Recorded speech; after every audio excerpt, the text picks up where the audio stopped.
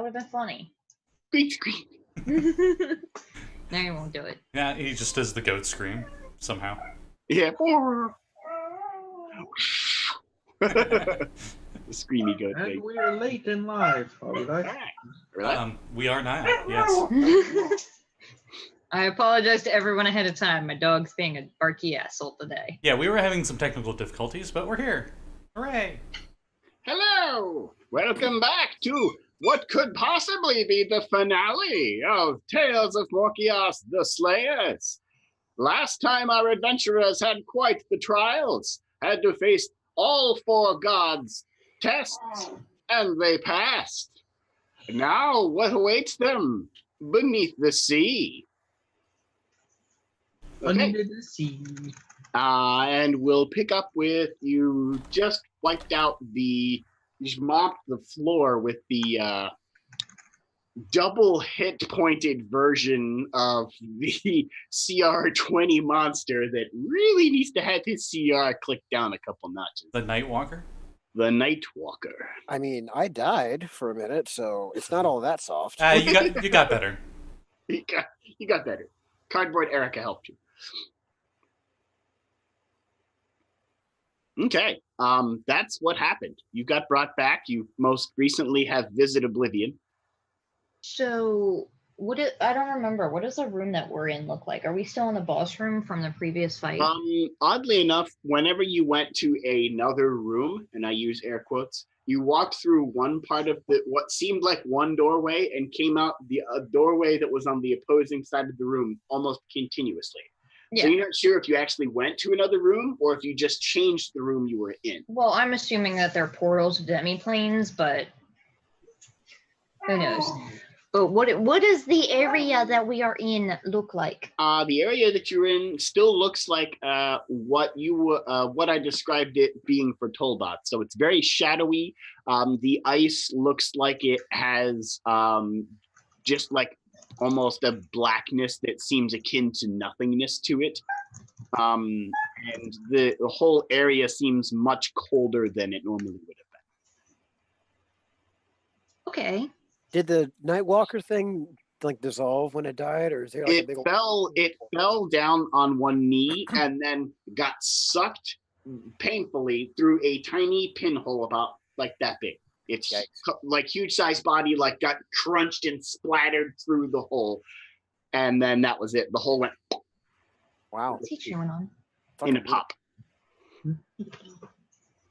Oh, okay. So I'm not sure, like, did we just like experience a wave of leveling energy or whatever? Yeah. Okay. You experienced a strange enlightenment. So we still have to place the sigils somewhere, right? Oh. Yeah, I think we have to go through into the next. Yeah, I think there's another door that we have to go through. Coby, you notice that Thor's hammer is gone. Oh. Oh, No. He took that away from you. Well, I hope he enjoys the upgrade I gave it. Anyway. I actually upgraded it. Now I think about it. It somehow is +4 right now. So. Oh, so you made it Artificer or whatever. Artificer. Artificer. The Fartificer, whatever. That's pretty impressive considering there are no weapons in 5e that go up to a +4. Not even the artifacts. That's what happens. That's what happens when it's not official material. And it just says, hey, you knocked this weapon up by +1. That's true, too. So, Coby goes up to Anna and says, okay, I got to level with you. Do you remember anything? Was there anything? Because I'm figuring out there's only darkness. Because when Toldoth took you, you remember a place so cold. Cold does not properly describe the temperature. You remember a place that seemed so lack of life that emptiness doesn't quite make the word seem. Yeah, no, it was a lot of nothing. It was anti-hot. So you didn't go to hell? No, I didn't. But I'm not from this. I'm not from any hell that's local to here. That's the whole point, isn't it? If I was to go home, I mean, I'm not even sure if I could. I'm not bound by that law. Like, I'm not a demon. I'm not a devil.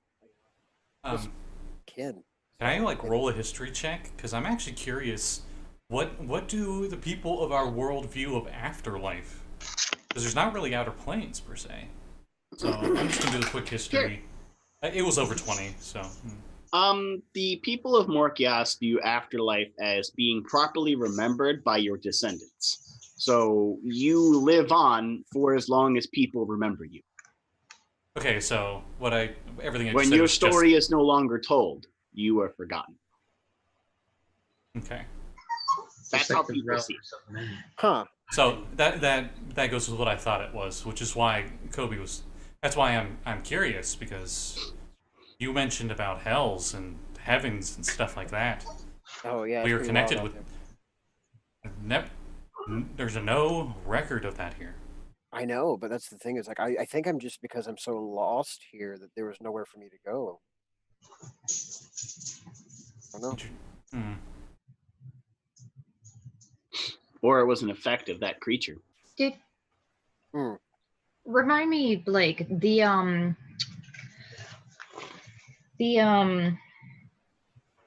lost. There were these creatures that were like their souls were eternally trapped in something or another. The Forgotten. Mm-hmm. You didn't happen to hear voices or anything? Were they associated with the Astral Tower and all this jazz? Or something no, the Forgotten you learned was from Toldoth, actually, in the last session, was his basically trump card. He left behind several things that were corrupting influences on Morkias in an attempt to bring it into the fold of the negative energy plane, the Twilight Realm, as he called it. And you, as he said, he left behind these things to corrupt the world. And the Forgotten was one of the things he put in place in order for the Far Realm to try to consume everything, because that is ultimately Toldoth's goal. Everything is destroyed. Yeah.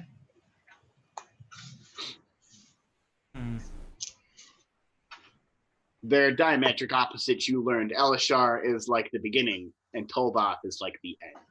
Yeah. Light and dark, life and death. Very duality in the deific, which fits the deific pantheon that was there. There was only two.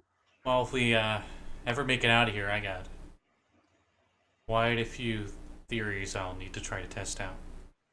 I have a few of my own, in fact. On these outer planes you mentioned. I'm worried about trying to go home so directly, though. I mean, we heard what he said. I mean, I wouldn't want to endanger this place. So I've got to find a smarter way to go home. Well, if anywhere is the best place to try and get you back home, it would be the engine room, which is where we're heading. But that's what I'm saying is the warning. You heard him. I mean, if I try and guide us back to my plane in this whole planet ship, I risk exposing you all, and I'm not sure I want to do that. I may have to find a way to involve taking the whole planet. We accidentally exposed ourselves to otherworldly abominations by reading a book. Yeah, but I don't want to do it on purpose. Are we going to turn into that giant brain thing? I sure hope not. Okay. You don't know how that thing was made. No, I don't. And that's what piques your curiosity. Uh-huh. I was also scared of it because I didn't know. What? Morkias is a ship. Do we think it's currently in motion? You know that it is trapped in the void, because when the astrolabe broke, the planet lost its trajectory and fell out of the plane that it was in, shifting into nothingness, which is where you're at now. Okay, you're in what's called the void, which is a space between realities. Do we think that if we put the Cerulean signs up, it's going to restart the engines and get this thing moving again? You know that putting the signs up will keep the Far Realm, which is closer now that you're in the void than it ever would be if you were in a reality. You know that putting the Cerulean signs in the core would pretty much eliminate the Far Realm's ability to influence Morkias ever again. You're not sure if it would fire the engines up or not. You haven't seen the engine room. You know it was designed by spellweavers, which were some ancient four-armed, very alien-esque looking creatures. Getting a bath there. My familiar is transformed into a small dog. Well, there's only one way to go forward. Yeah, I mean, we don't really have much choice here. We've got to do this. And I suppose when we get there, maybe we can talk to somebody else who might know better what happens if we turn the engines on. I don't think there's anyone alive that knows. We've talked to 4 gods while we were in this place. Well, What yeah. makes you think there aren't more? But What do you bet our friend in the dream realm could help us? Maybe, actually, yeah. You get home through the dream realm? I might be. You find your mirror. We might be able to. It's worth a shot. Next chance I get, I'll try and see if I can reach him through the void. I wonder if when we get to the if we get to the dream world before we get to the mirror world, if you could dream up some item or like the mirror that would take you home. And then when we go to the mirror dimension, when we do the ritual to go to the mirror dimension, then you know your path's there. It's worth some consideration. I still want to talk to him about it. But it's not a bad idea. So you know, at this phase in the breach, every time you go, you will go to the dream dimension. So, quick question about the mirrors. Does it have to be large enough to physically fit through as if it was a hole in a wall? Yes, definitely. Okay. Well, then there goes the pocket mirror and the saddlebags on Link. I believe we scared some lady with her pocket mirror one time, yeah. Oh, no, I think it was a bathroom mirror. Some guy was shaving. That's what it was, yeah. Guy was shaving. Someone like put a hand through or something, and he was like, "Whoa!" Yeah. Right. You do see before you, behind where the Nightwalker was and Toldot's visage was manifested, there a shimmering portal which looks much like water, just kind of stuck to the wall. And you know from what Elishar told you, your path to the core is under the sea. You muted, Kat. Hey, Hashke, do you have water breathing prepared? I don't think I were prepared today. We're in the air, not water. Well, we're going to be underwater. Referring to the very watery looking portal in front of you. Yeah, I would have prepared it if I knew we were going in water. And yeah, so if last time we rested, if I knew we were going in water, I would have prepared it. No, I had created a few water breathing potions last time we had a rest. Oh. Okay. How many is a few? That's a good question. How much time would we have had in between the rest? You technically rested after Elishar told you that, before you fought Toldot. That was a long rest, wasn't it? Yes. So technically, Kevin or Hashke could have also memorized water breathing then. I would have memorized. As a ritual, then. Which could hit everyone, and If it's a ritual, then you waste time don't. at the potions thing. If it's a ritual, you don't need to prepare it. I think you just do it. No, I need to prepare it. Oh, you need to prepare it. It just doesn't have to be A spell slot. spell slot. Oh, okay. It's wizards that can do that, right? Yeah. Only Anyone with whispers. ritual casting. All right. Well, then a couple of extra backup potions wouldn't hurt anyways. Probably not. No, yeah, that's good. Yep. How many people can your water breathing hit, Hashke? 10. Oh yeah, you're fine. I'm surprised Blake Sash, Varus doesn't remember. I know. You know, having just cast it every single day, it's difficult to keep the same kind of Especially because half of us can breathe water anyway, so we don't really need to keep track of how many are in our gigantic fuck all party. Yeah, I was literally just like, wait, it's 10 people and I breathe water anyway, so it's always 9 people and there's 10 people with us. Okay, well, I never need to memorize that number again. And that's kind of why I don't remember. Because there's always 9 of us. And all of us are unsure if the Baron even breathes. Yeah, I think he does. I think it's 9 of us counting the familiars and you. What? All right.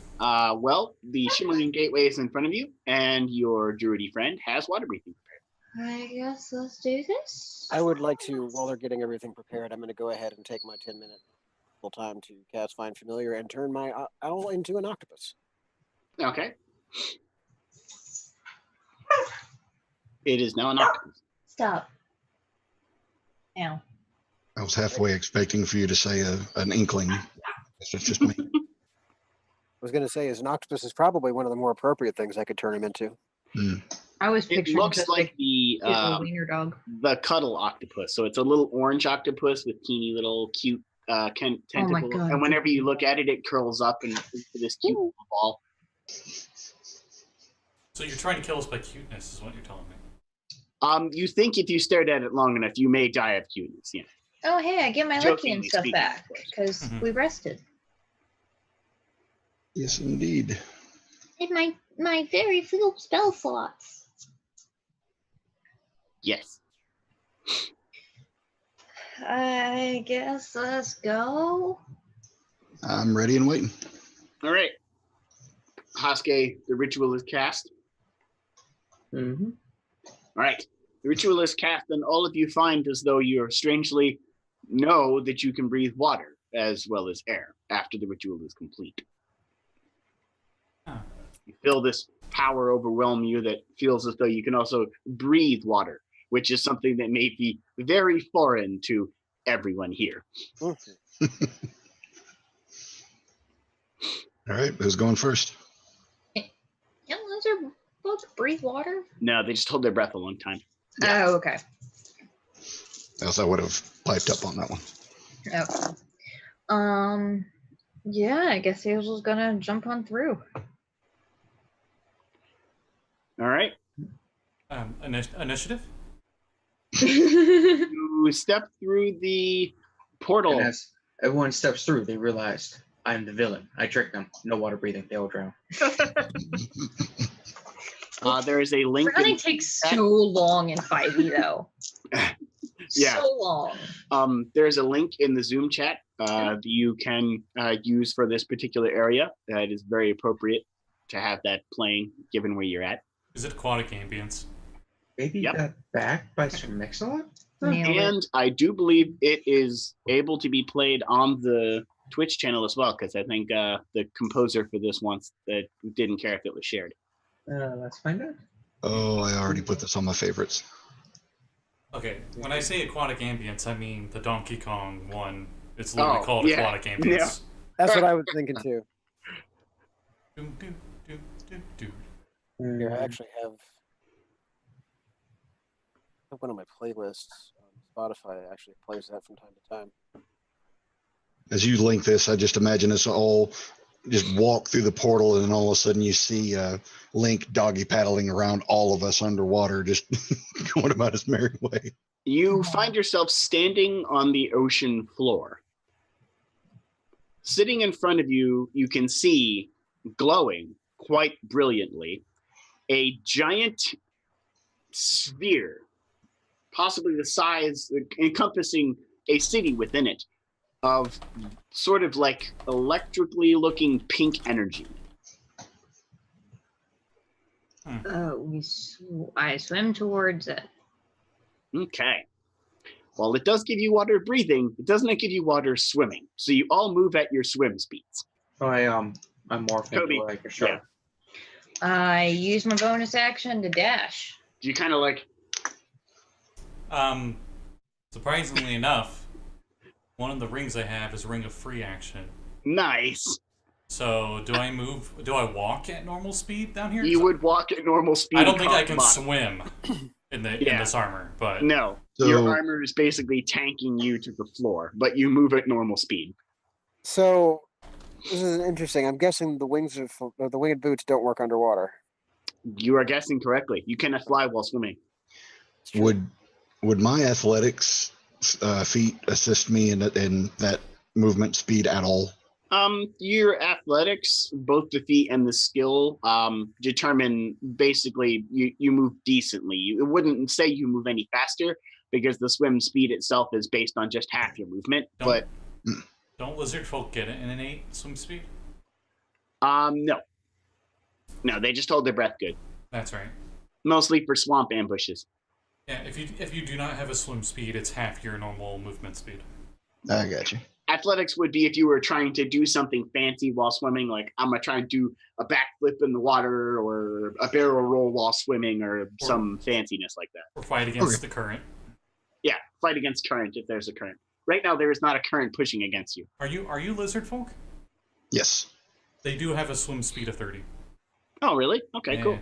Huh. I looked it up. I was like, seems kind of weird that they can hold their breath if they don't get a swim speed. Well, I thought maybe they just held their breath and didn't give a swim speed because they were not aquatic per se, but more. Breath, but can't swim. Yeah, I thought maybe it was like a frog thing where like they, but frogs can swim, so I guess that doesn't make sense either. Anyway. So I'm effectively unaffected. You can move normally, yeah. Cool. I'm still On your at left. I'm still at half speed. I'm just not deterred by it, I guess. That makes sense. Right. That makes I'm sense. just fast as fuck to begin with. Right. I think I'm the only one that doesn't have an enhanced speed right now. You just wave to Anna. I march along at 12 and a half Coby feet. doesn't even swim and just trudges along the bottom at half his speed. Yeah, my speed's That's 25. awesome. So, Anna, you're swimming slowly, and Coby is keeping up with you, but he's walking. It's like moon hop walking across the bottom. we're over to this pink glowy thing, then. It's a big pink, like, sphere that seems to encompass a city. You literally see a city inside of it. Oh, okay, The city that changes looks things. as though it is completely under the water. And I mean like medieval city. It looks very, very medieval. Now, you mean like a model of a city No, or an entire ass city? an entire city. Okay, so we're swimming above a city. Cool, got You're it. swimming towards one, yeah. Because you started on the floor, the ocean floor. I hope it's You're not. moving towards it. So Yeah. how you're moving towards it seems to slope downward. PHP. I hope it's not an ass city, because that might be kind of stinky. You're also not sure how Coby's talking to you. Blah, blah, blah, blah.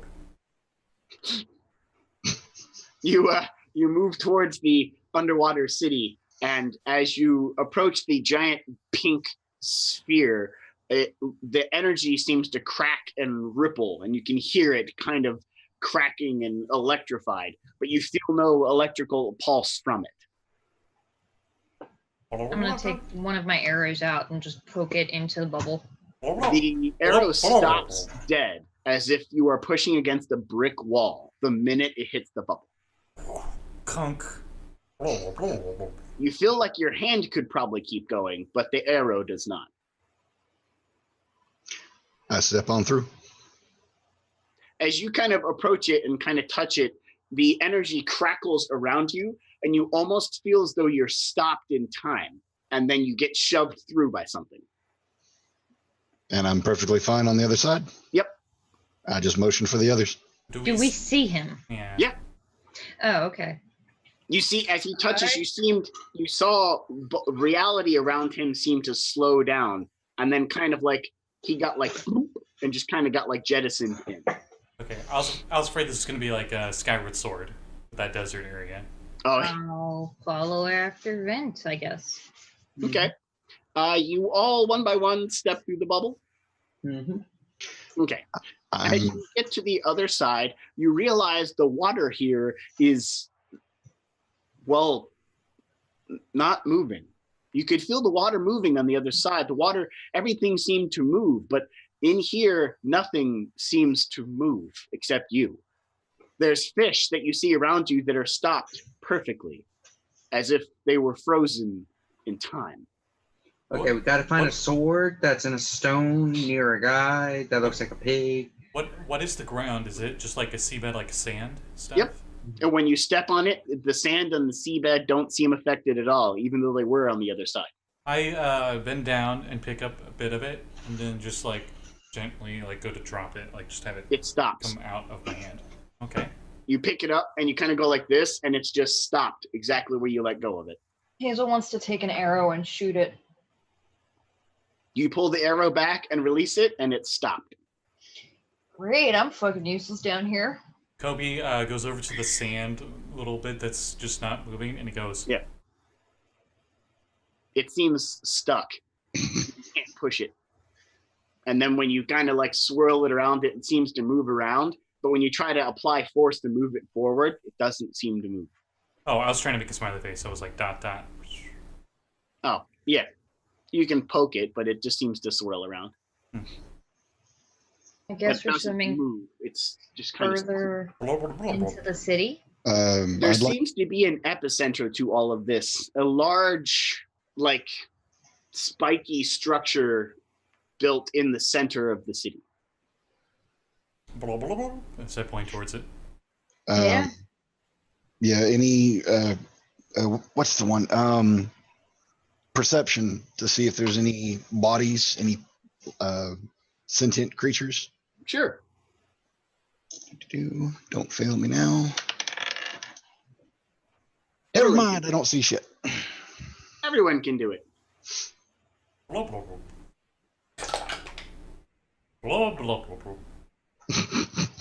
You see your air bubbles in front of you. Yeah, me too. Yeah, none of us can talk. We're still underwater, right? Mm-hmm. Yeah, it's blah, blah, blah, blah, blah. Does water breathing not give you the ability to talk, at least minorly? Like, in real life, you can hear things underwater. Yeah, but unless you're speaking relatively... Aquan, it sounds weird. It's hard to at this point, I want to call out that hand signals are a thing with mercenary guilds. So I would assume that's exactly how I'm telling you guys to like move around, how I first got you through the bubble. I mean, you and I probably know some of them because you both know thieves can't. And we've established that I can apparently decipher Coby's attempt at thieves can't from last time. Right. So Coby can attempt thieves can't and speak to Cat or Hazel, and Hazel can speak to Vint, and Vint can speak to Hazel with thieves can't, because thieves can't, you don't have to actually talk. Not necessarily. Subtitles for Coby. Should we eat that way? As you realize he said something wrong. Thieves can't. See, my question is your faceplate even visible? Or are you There are glowing eyes through the helmet. Yeah, so how can she see anything you're saying if she can't see? He's doing hand signals. Yeah, I tried to use the sign exactly what I just said. But I don't know these can't. But he's not trained. He doesn't know it. Because last time we played, I think somebody cast a silence spell. I think it's probably you. And Coby was trying to tell us something, and I was the only one that succeeded my insight check to see if I could decipher what the fuck he was trying to say. Right. Yeah, no, so she can speak to him, but he always says something wrong or something incorrectly because he can't quite do it right. I feel absolutely embarrassed as hell. It's like, yeah, we can use hand gestures. What the hell are you doing over there? I don't understand. Yeah, it's like, no, it's fine. Everything's fine, Mr. Stark. Except at the end of a sentence, I say the word wrong. The wrong cranberry. Fuck. I fucked that up super hard. Yeah. You fucked up fucking up. How weird. Yeah, I did. So perception checks. I got a 35. Okay. Despite it being foggy water, you see. I will send you a message. Oh boy. That's good. That's real good.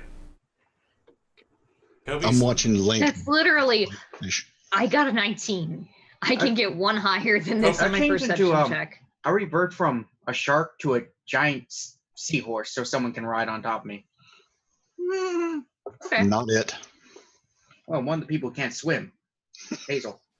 Kobe Fuck you, looks. I can dash as a bonus action every round for Coby free. then.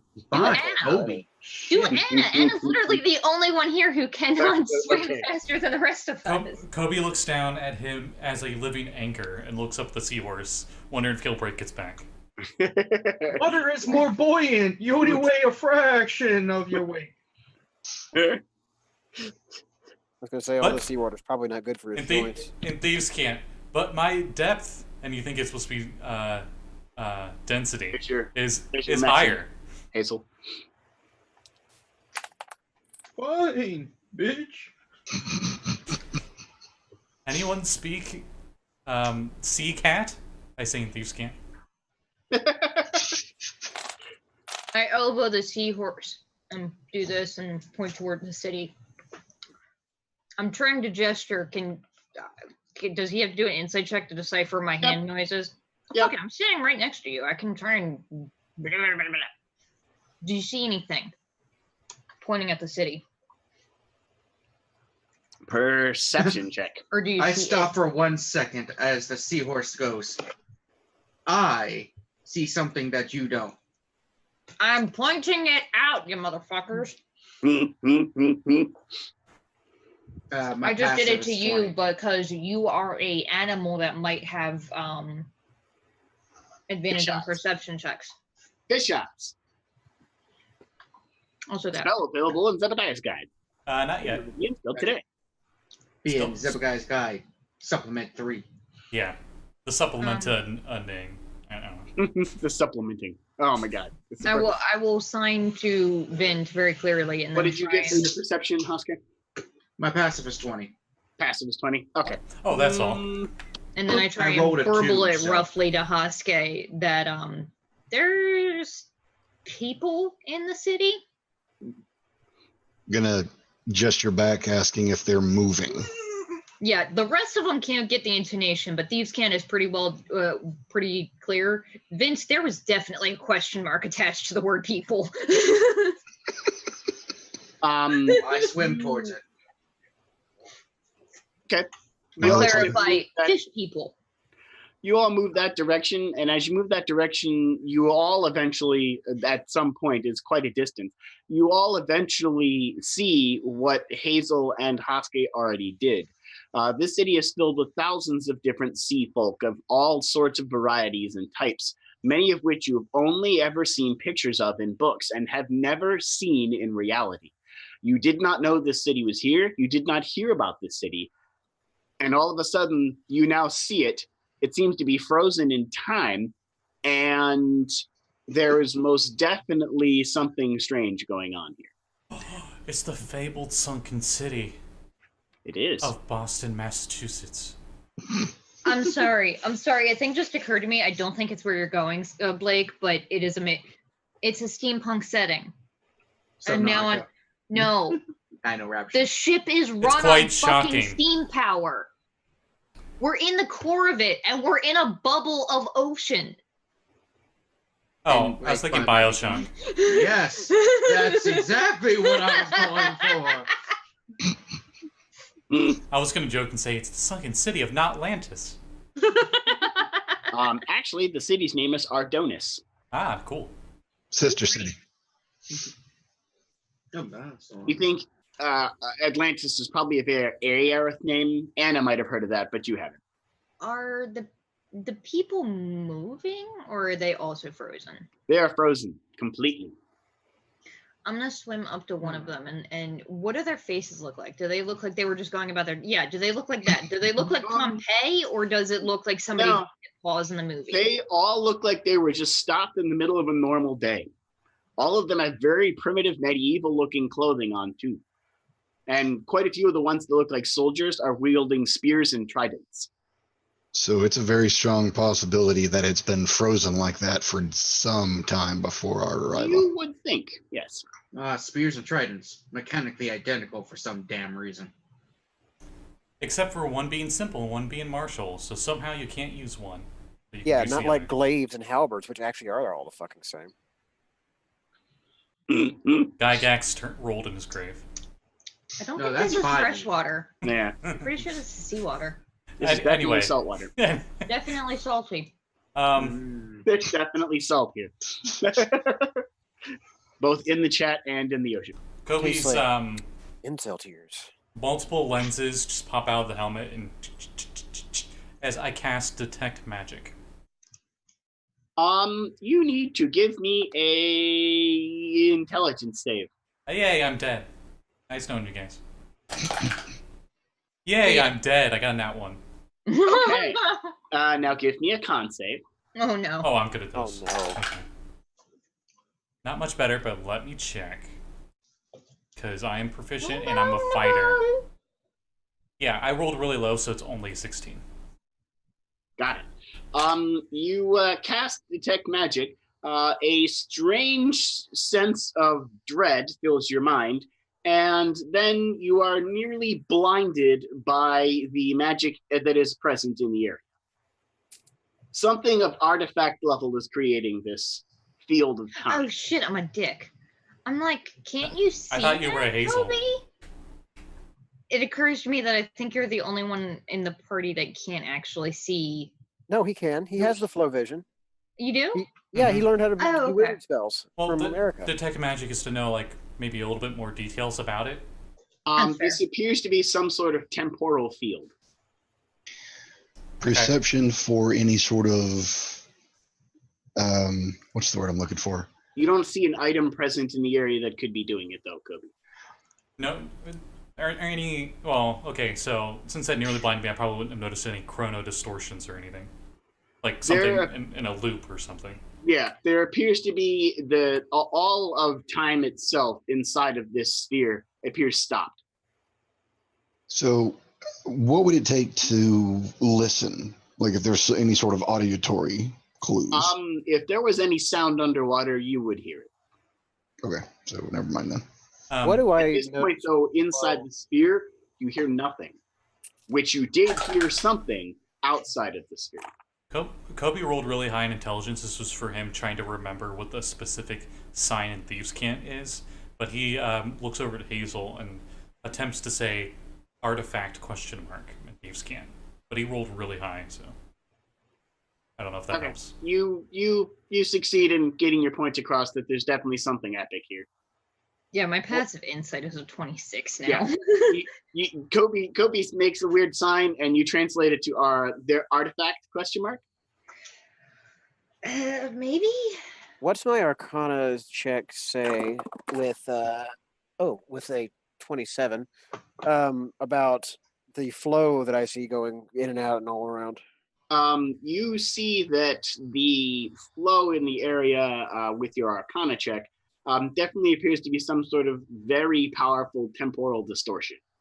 And I see kind of where More it's powerful flowing than that of even any mortal could cast. Doesn't seem like there's a general trend of direction with the concentration. Are there ley lines pointing in a given direction? The spiky building in the middle of town. Okay, great. Yeah, let's head to that. That looks like a clearly the responsible thing to do. Sorry, guys. Coby goes to the side of his suit and he turns off this little rectangular screen on the side of his belt. His arcane tablet, or whatever we call it. Yeah, I guess arcane tablet, yeah. Toward the creepy tower. All right, you head Hazel towards is fighting the desire to pass. Hazel kind of wants to pass cast without a trace, but realizes it's probably futile and doesn't want to waste a spell slot. Before when we start to move, Coby's slow walking like Pirates of the Caribbean zombie on the floor. When he turns over and sees some of these fish aquatic people, and he can't help it, he just goes over and you see him move one of the legs over, so it's in a tripping position for the one right next to it. And he also flips one of their hats upside down. Coby. And then he goes. You strangely seem to be capable of maneuvering things in this area that seem to be frozen in time, and you're not sure why. Oh, I switched two people's shirts for no reason. Oh my God, Coby, get out! Come on. Well, I mean, anytime there's a time frozen, you gotta do something goofy like that. You just have to. So everything here looks like it's frozen.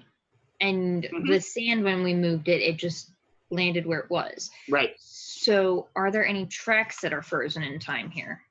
There's quite a few things that seem frozen in time, some of which could be where something or someone landed on the ocean floor and the sand seemed to just freeze around it. Whatever happened here froze everything in time the minute that it happened. Yeah, I was just hoping that there'd be some sign of, I don't know, demon-shaped footprints or something marching toward the tower. Nope, nothing of the sort. Okay, let's go to the tower.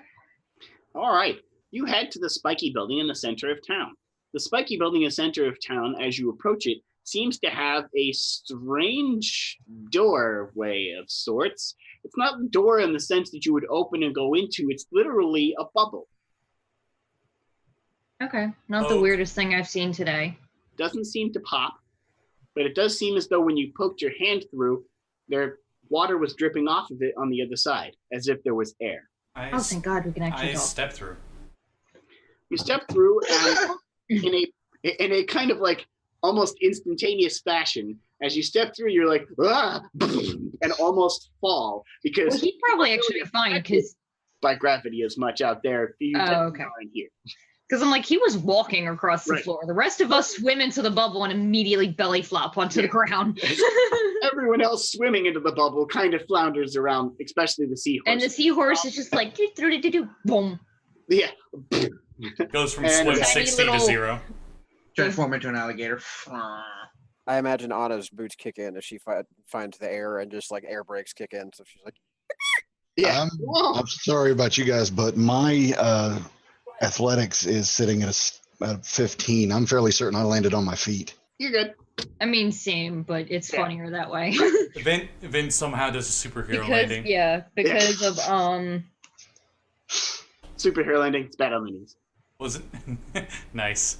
It's not even needed. You just do it because you just have an 8 swim and move speed. Right. I mean, at that point, it's more tactical. I can at least have my rifle up and be in a crouched position when I land. So yeah, I like the idea.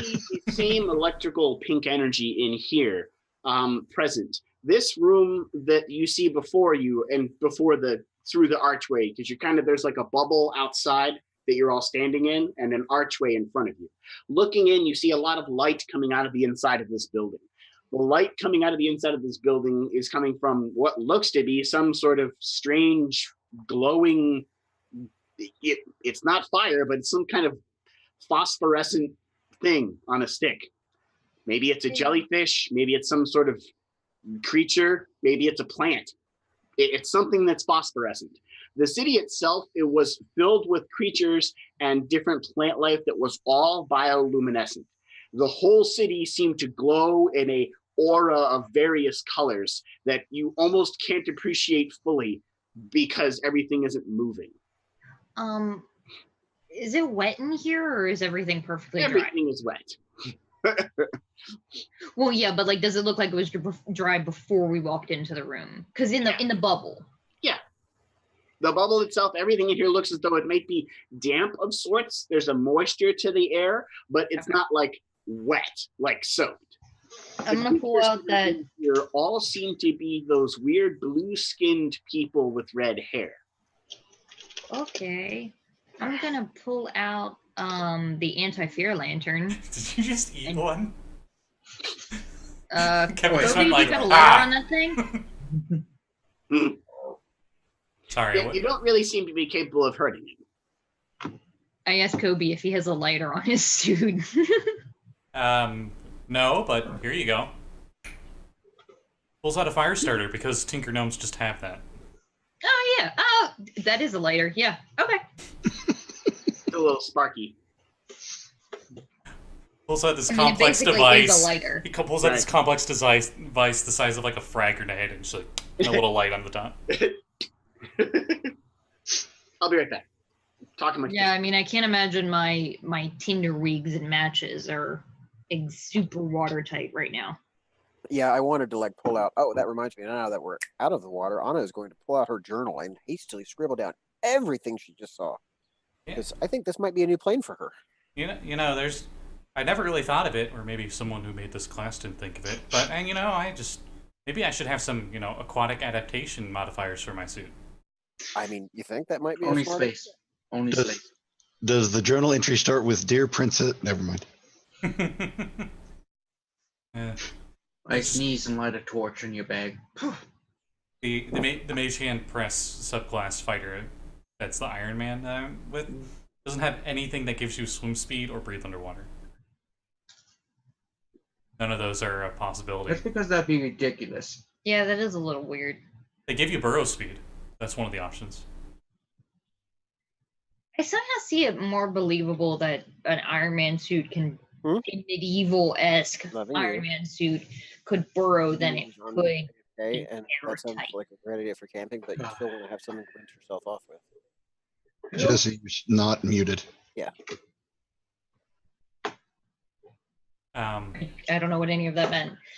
don't read much Aquaman comics, but doesn't he have like a suit for literally everything? Like he has like a mariner suit or whatever for swimming. You say Aquaman or Iron Man? I meant mean Iron Iron Man. I think Okay, I because said I was gonna Aquaman. say, I'm like, every suit is a suit of swimming for Aquaman. Except for maybe a cast iron one, maybe. Also, Yeah. he has basically the one, and it's looked the same and adorable and idiotic since day one, basically. Until Jason Momoa wore it, then it looked awesome. And it did look awesome, yeah. And Yeah. sorry, guys, I thought Jesse was saying something to somebody else and not to Coby on that one. So my apologies. Oh no, I was saying something to somebody else at the Yeah, time. I was too. I'm like, I don't know what the context was for that, but Oh, I okay, pick up on it. that's right. There. Scrolling through Wish. Mm. Well, that was an informative conversation. Yeah. So, sitting before you, this large room looks like an audience hall of sorts. There's a lot of different people in here that look as though they may be from a lot of different castes and different walks of life. Different businesses, perhaps, different organizations even in this city itself. They all appear to be sitting around like a large circular table. At the head of the circular table, the only way to know this would be the tall chair that they're sitting on. Looks to be a rather important looking, it's quite a tall chair. It's like 20 feet high, unnecessarily. Oh, it's a Kingdom Hearts villain. Okay. Yeah. But he's not really a villain. It's sitting in this chair is a kind of very wealthy, rich, noble looking person with like bluish green skin. They clearly have gills on the side of their neck, and they don't have any hair of sorts on their body. Are they wearing any kind of jewelry or insignia or crown? Yes. They appear to be wearing a crown of sorts and to have quite a bit of very expensive looking jewelry on, which would indicate they are definitely nobles or a king even. Or found the king. Are they moving? No. Whatever is causing this, looks like it was an accident because If this no is a one knew king- about it. If this is a king, now forgive me, it's been a long time since I read anything about the monarchy. Didn't they usually have like a wizard advisor? If this is where he lived, there's probably a wizard tower nearby. There is an advisor sitting next to him with a rather weird looking turban. Looks like it's made out of kelp. I guess let's go into the He's got tower. a tiny aquatic parrot. Do any of them look like they're wearing, well, the king or the advisor, have any sort of adornments, jewelry, anything that sticks out? Nothing that stands out that you would remember. A lot of it looks fairly wealthy. There's a lot of pearls involved with what's going on here. Are they black pearls? Is the crown black pearls? Nope. Okay, all right. Hey Coby, can you do detect magic again? How many times can you do that? I can do it again, but I don't know if that's safe to do here. What is it you need to know, Hazel? I can. I'm wondering if any of the jewelry, any of the stuff on him could be the cause for this stuff. Oh, let me check. Does the crown appear to be having magical flow? Nope. I got a yeah. I got a 38 on my history check on magic items. I will tell you. Oh wow, okay. Tinker Gnome, double proficiency. Gotta Yeah. love it. You know, I almost went with Rock Gnome for the apogee. You know, for that same like technological. God damn it. Kevin's been joking that every single time you describe an NPC that he eats it as a crocodile. No, I'm laughing at what he just put into the chat. Oh. Yeah, I saw that too. I've been frozen today. Yeah, I was gonna say we had to explain it for Scotty because I don't know if that would be enough of a 3-second clip to make the copyright. If I clicked it, long enough, no, but if why I risk it? If I clicked it, it would probably be really loud in comparison to us. Oh yeah, it was really loud for me too. Yeah. I just don't want anyone listening to this in post and being like, "Ow, my ears." Yeah, definitely not. Okay, there you go, Coby. My ear holes. What? Every time somebody says something like that, What? I just think of Rick and Morty. Give me back my eye holes. Those are my eye holes. The You crap. gotta be careful. And if he sees you with one of this box of eye holes, he'll kick the crap out of you. It's really concerning that I'm just hearing Scotty in the background going, "What the crap?" I want to ask him directly, but I don't want to spoil anything. Okay, so Coby looks not fascinated with anything that the king or his advisor has on. And he's What does Coby look like he's fascinated with? Maybe going into other rooms and looking around. Well, I mean, He appears to be searching the place. maybe a more thorough examination of this room, just so we don't need to render another room.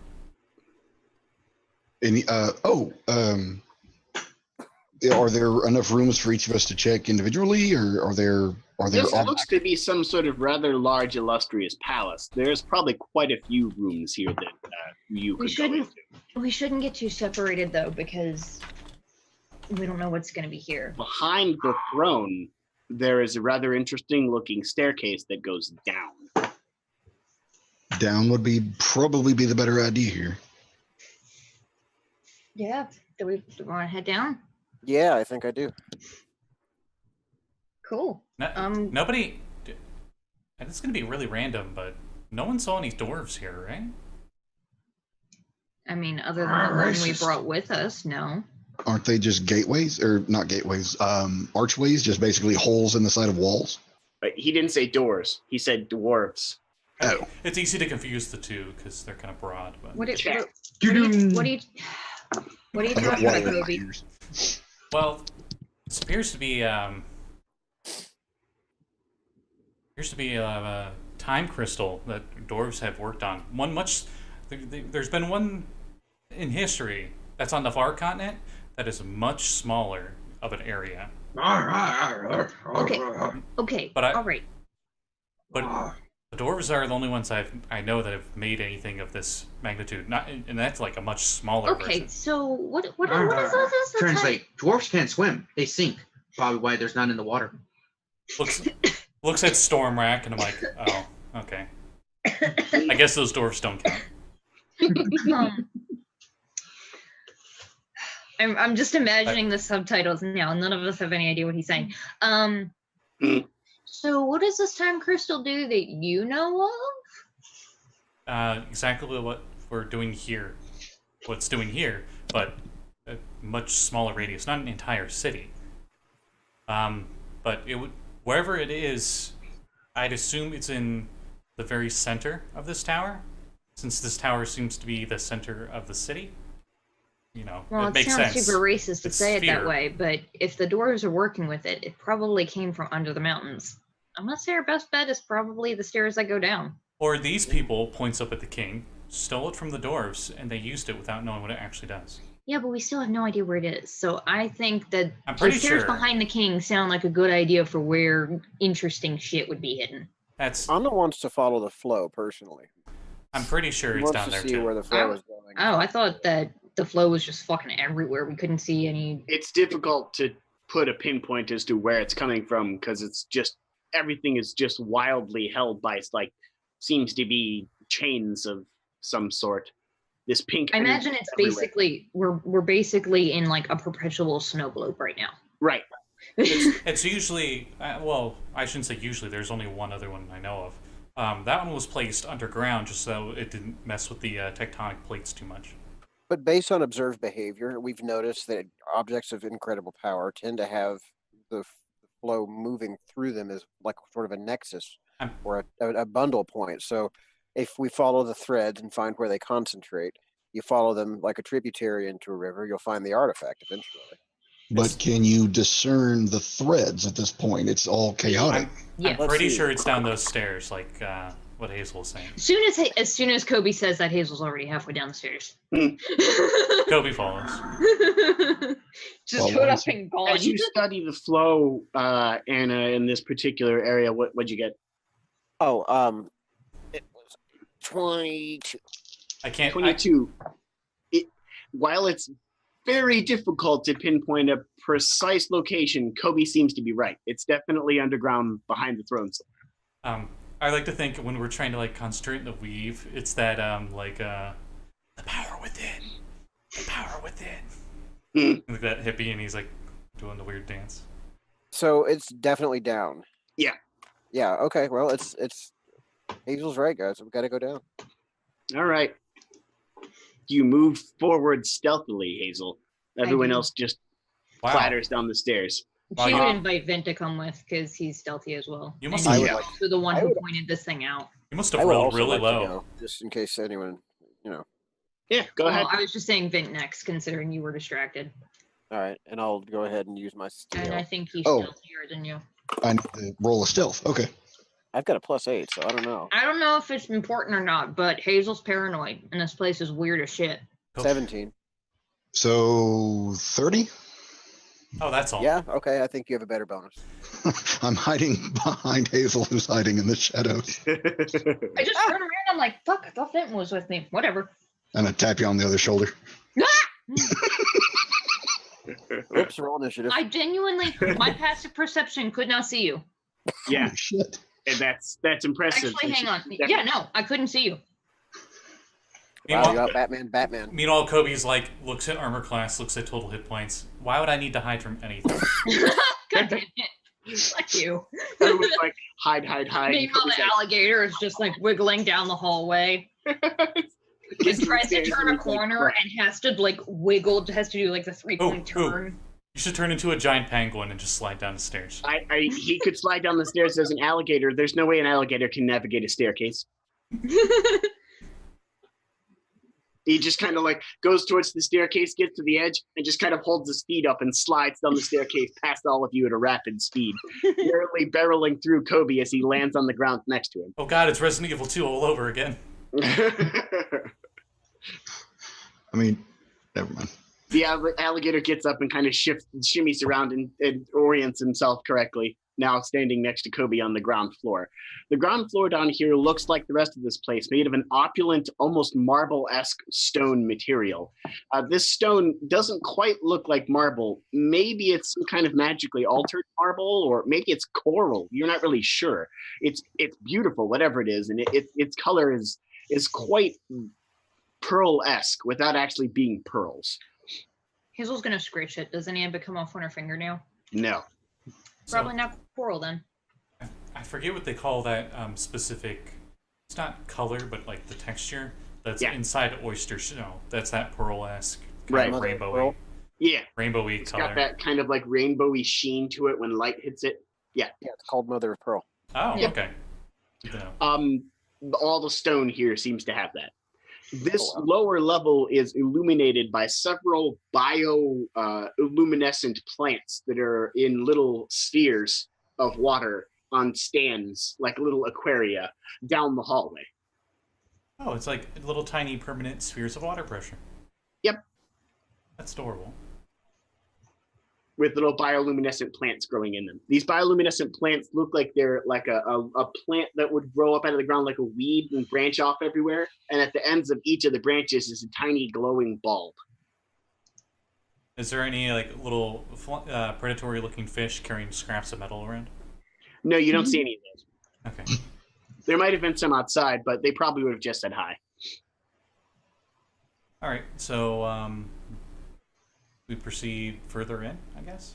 You proceed further down the hallway. The hallway, other than being illuminated by this bioluminescent lanterns of sorts, is not really easy to see down. The sheen of the walls with the bioluminescence makes it probably fairly difficult to navigate since you're not used to all of it being so reflective. And you get down to the end of the hallway, and there's a large, what looks to be solid metal of sorts, vault door that's half cracked open. But more importantly, standing in front of the large vault door that's half cracked open is a dwarf that looks as though he's half laughing. And he's frozen in time. I poke his jolly red nose. Anything? He doesn't move? Well, he probably doesn't have a jolly red nose. I'm just... His nose is quite jolly, but not red. I don't know. I think I'd be a small daddy. That's great out of context, which is why I said it out of context. They're in chat talking about Bioshock, and they're like, and I'm like, hey, I should have a drill arm because of Coby's iron suit. And then Kevin's like, we should call you Big Daddy now. Nah, I'm small daddy. In the Power Score game, we're in Undermountain. We had a goblin that was the offspring of a bugbear, and its name was Fur Daddy Jr. And its dad's name was Fur Daddy. Oh God, why? Because it's funny. Anyway, that is what you see. What is this dwarf? What are they like? You said everyone looked medieval outside. This looks like he's wearing medieval stuff in here. The dwarf looks as though he's wearing a cloak of some sort that seems to obscure his focus. It's difficult to really see. You guys are powerful enough and high enough level that you've seen magic do stuff like this to someone. You think his image is blurred by maybe a spell or some sort of item. It might even be his cloak. He seems displaced, as if it's hard to really see his face. You can pinpoint his face perfectly, Hazel. I can too, because of my suit. Right. 2 questions. One, is he holding anything? Nope. He just appears to be half like he was mid-laugh when he walked out of the door. Can I take the cloak off of him? It's fairly attached. You're not sure. Okay. Is he looking at anything? No, it looks as though he was running, and in mid-stride, he's kind of half laughing. I think we should check where the dwarf just came from, or was coming from. Yep. I looked the direction he was running from. The large vault door behind him is where he was running from. As you kind of peek into the large vault door, this large vault door has another vaulted door behind it. That vaulted door says, carved into its surface in very plain language, which in this particular case would be, I do believe, what did I say? The Centrius, sorry. I had to find my notes there. Wait, what was it? Warwick? I'm trying to remember. Warwick. Yeah, Warwick. Okay. In plain Warwick, written right across it, carved in plain Warwick there, it says, door to the core. The vault door outside of it has other things carved on it in a multitude of languages. Coby, you recognize the dwarven runes on the outside of this vault door. The outer vault door says, for the king's eyes only.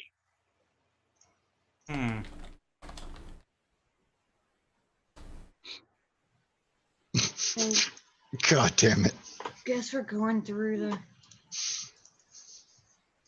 the door. Sorry, having to recompose myself after seeing what Hashke just linked. Yeah, I'm gonna shoulder the rifle and start heading towards it. In this room, however, I should mention, floating in front of that vaulted door, suspended off of the ground, is a large pink crystal the size of Coby. Coby, were the crystals pink? Yes.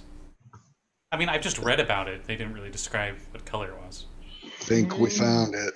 It was a crystal, though. This is, it would probably have to be this big for it to cover this range. Well, it said the core is behind the door, so I presume we're standing in the core. You're standing at the entranceway. We should be really careful. If we shatter this thing, it might do a lot more harm than good. So yeah, I don't know what banishing it is going to do. Probably nothing. You only know from what you've read, Coby, the only way to deactivate these is to literally just sort of pick them up from their location. But you kind of have to be able to say the command word to stop their magic from working. If you had time to study it, you could. Exposition to everybody that exact information. Well, the wizard told us that we had to bring the big scrolls here. Gnome bless you, Hashke. Do Alligator has sneeze. Or I should say glitter gold bless you. Yeah.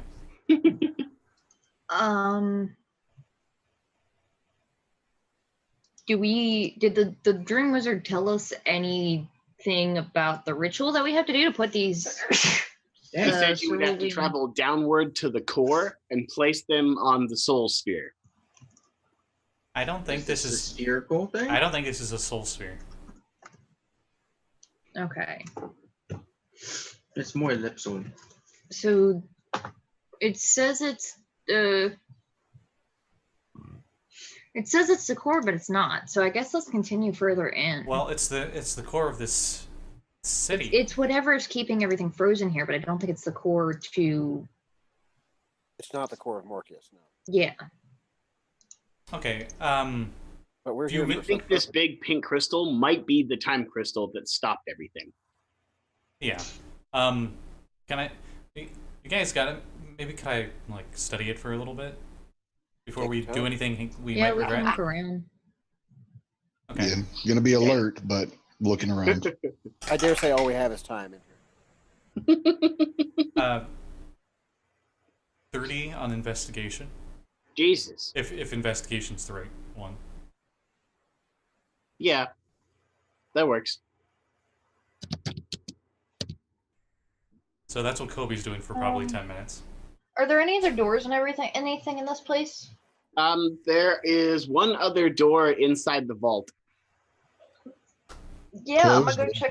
I'm gonna go check that door.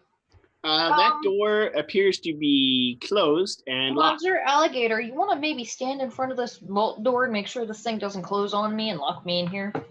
I'm gonna back you up. Yeah. Because if I were me and I were building a vault with a vault within a vault, I would make sure that it locks behind you when you open up the second one.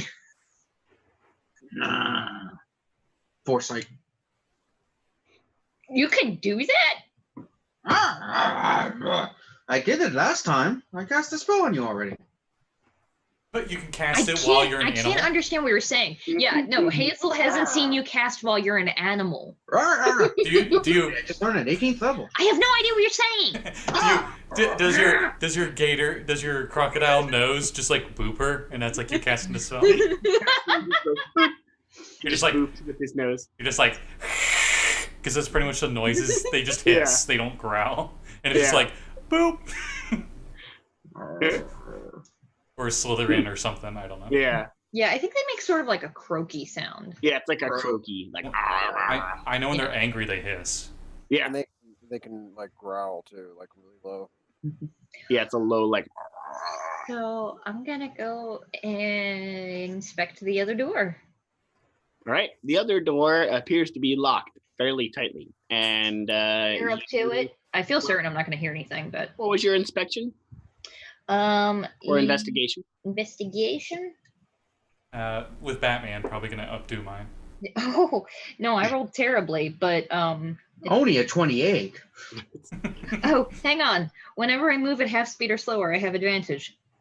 That's not better. Well, thankfully, because of reliable talent, it turned from an 18 into a 24. Okay. It's not that big a difference. Thanks to your reliable talent and your Batman-like reflexes, you notice that this door does have a trap on it that does exactly how you said it would do. If this door is open, the other door is sealed shut. Gonna attempt to disable the trap. It appears to be a mechanical trap. Go ahead and give me a trap disabling check. Okay, thieves' tools. Can I assist her on that? Yeah. I do have proficiency. All right. So is it just a plus? I think I roll with advantage. Yeah, you just tell her you're assisting and she gets advantage. You're using the help action. Yeah. Essentially. Yeah, though currently Hazel has advantage on everything except damage rolls. He just cast Foresight on me. Foresight, I'm fucking amazing for 8 hours. Oh, Is it 8 or 1? 8. Yeah. sorry then. Are we gonna go with that It's custom? Sorry, you didn't know. Are we gonna go with that custom Chris Perkins rule that he just did at the Descent, where you can double over your advantage or disadvantage, so you roll 3 d20s? Oh, that sounds so game breaking. I'm joking. That's what Ellen I'm joking. He's sadistic and he did it for disadvantage, and the guy still got over 20 on his check. It was great. That's awesome. That's funny. That's a 28 to disable the close the door in your ass trap. You very easily and deftly, with advantage and some magical foresight of some kind, disable the medieval mechanical trap. Yeah, we're like me and Vint are looking at it, and he's like, no, not that one, that one. And then I like go to push one of the little pins down, and I see that flash of foresight, and I'm like, nope, not that pin. That pin squishes Vint. Got it. Or no, that pin squishes the crocodile. This is the crocodile, which is blocking the doorway. Because it's a divination spell. That's what it is. It's me seeing a tiny second into the future. Meanwhile, Coby in the same room is investigating the crystal thing, and while you two are working on that, you're just like a mechanic underneath something, and you're going to reach for one of your tinker tools, and I just like slide you one of mine. And you deftly disable the trap. Now, you could choose to disable it permanently, or you could choose to disable it for a small period of time. I would much rather have it open behind us, because if we're having to go through anything else, yeah, I think I can probably fix it, or I can get Coby to fix it if we absolutely need it. Okay. So I'm going to permanently disable it for now. All right, and you permanently disable it. Try to unlock it. It's locked. Yep, gotta roll again. Do I feel like I need Anna to help at all with this? Because it's a magic item, and she's very magically inclined. I'd be happy to assist. With Anna's assistance, you figure out what I told you about it. Okay. That is a 26 to unlock the door. Okay. You just barely managed to figure out how to unlock this quite superior lock. That's a nice lock. Ooh. It's quite superior. The vault had a better lock on it than the vault. That's nice. I like that. I like to think there's a lock, hard lock, superior lock, and quite superior lock. I'm fairly certain there is. Isn't that called that's definitely a thing. I know it wasn't earlier editions. Isn't it called a master lock? Anyway, if only you had a keyblade. It's unlocked. I'm gonna open the door. I'm gonna aim towards the door so anything that's behind there can get a gun in its face. Finally, you freed me. Bam. Feel as though you're threatened by the piles of gold and jewels. Can I shoot one anyway? All the coins are mimics. Shoot them. Just like, I have a doubt. No, it's more like, holy shit. Even if you do accidentally fire your gun, the bullet goes nowhere. We have to be completely calm in this situation. It's the wall. Just very slowly poke a coin. It appears unaffected by you touching. Okay, Anna, we're gonna be able to turn this off, but we're gonna need to move it. Okay. You ready? Yeah. Okay, and he just like uses some of the Artificer runes in the air, and they stay still because of the time temporal thing. We'll say because of that crazy high check, he came up with this crazy ass idea, and he's like, okay, 1, 2, 3, and we just like lift it up a little bit. As you lift it up, all of you notice time itself seemed to kind of flicker as if the light were going out, and then continue to move all at once. And the crystal, while still a brilliant pink color, is no longer electrified. Okay, now what do we do with it? Okay. Did anybody when I think felt that, I start moving the arrow around. It moves freely. Yep. What do you we hear do? chuckling. You hear chuckling behind you, Gator. You hear someone going. Anybody think to stop? I'm sorry, I just looked at the Discord. I'm gonna have to share that on Twitter. You said this is my size, right? Yeah. It's small size? Yep. Okay. Coby pulls out a little device from his backpack. Artificer stuff. This is how he casts spells. He makes a little gadget. And he attaches it to the crystal and casts Enlarge Reduce, and he reduces it to tiny size. That's what she said. Quick question. Did anybody think to stop the dwarf? That's what I was gonna say. As soon as I realized what's going on and I That heard last the thing that I laughing, just did I'm was coming from taking- behind the alligator. Crocodile. The So crocodile. turning around and quick shooting his kneecap. Wait, You who's turn going? around to attempt to quick shoot him, and Is this disadvantage? Run, Coby. Yes. Disadvantage? roll at disadvantage. Copy that. Get my proficiency up again.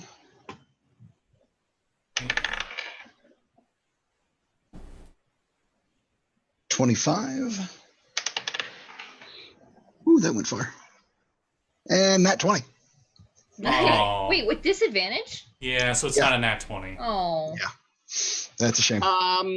You roll, and it looks like a solid hit that should have hit him. However, the displacement field around him distorts your bullet past him. And he goes, "Ha! Whoa! Hold on there. That's just a joke. Careful with those things under here. These people don't know what technology is." Wait a second. No, they're not that primitive. Okay, first off, sorry for the shot. I thought you were hostile, not jovial.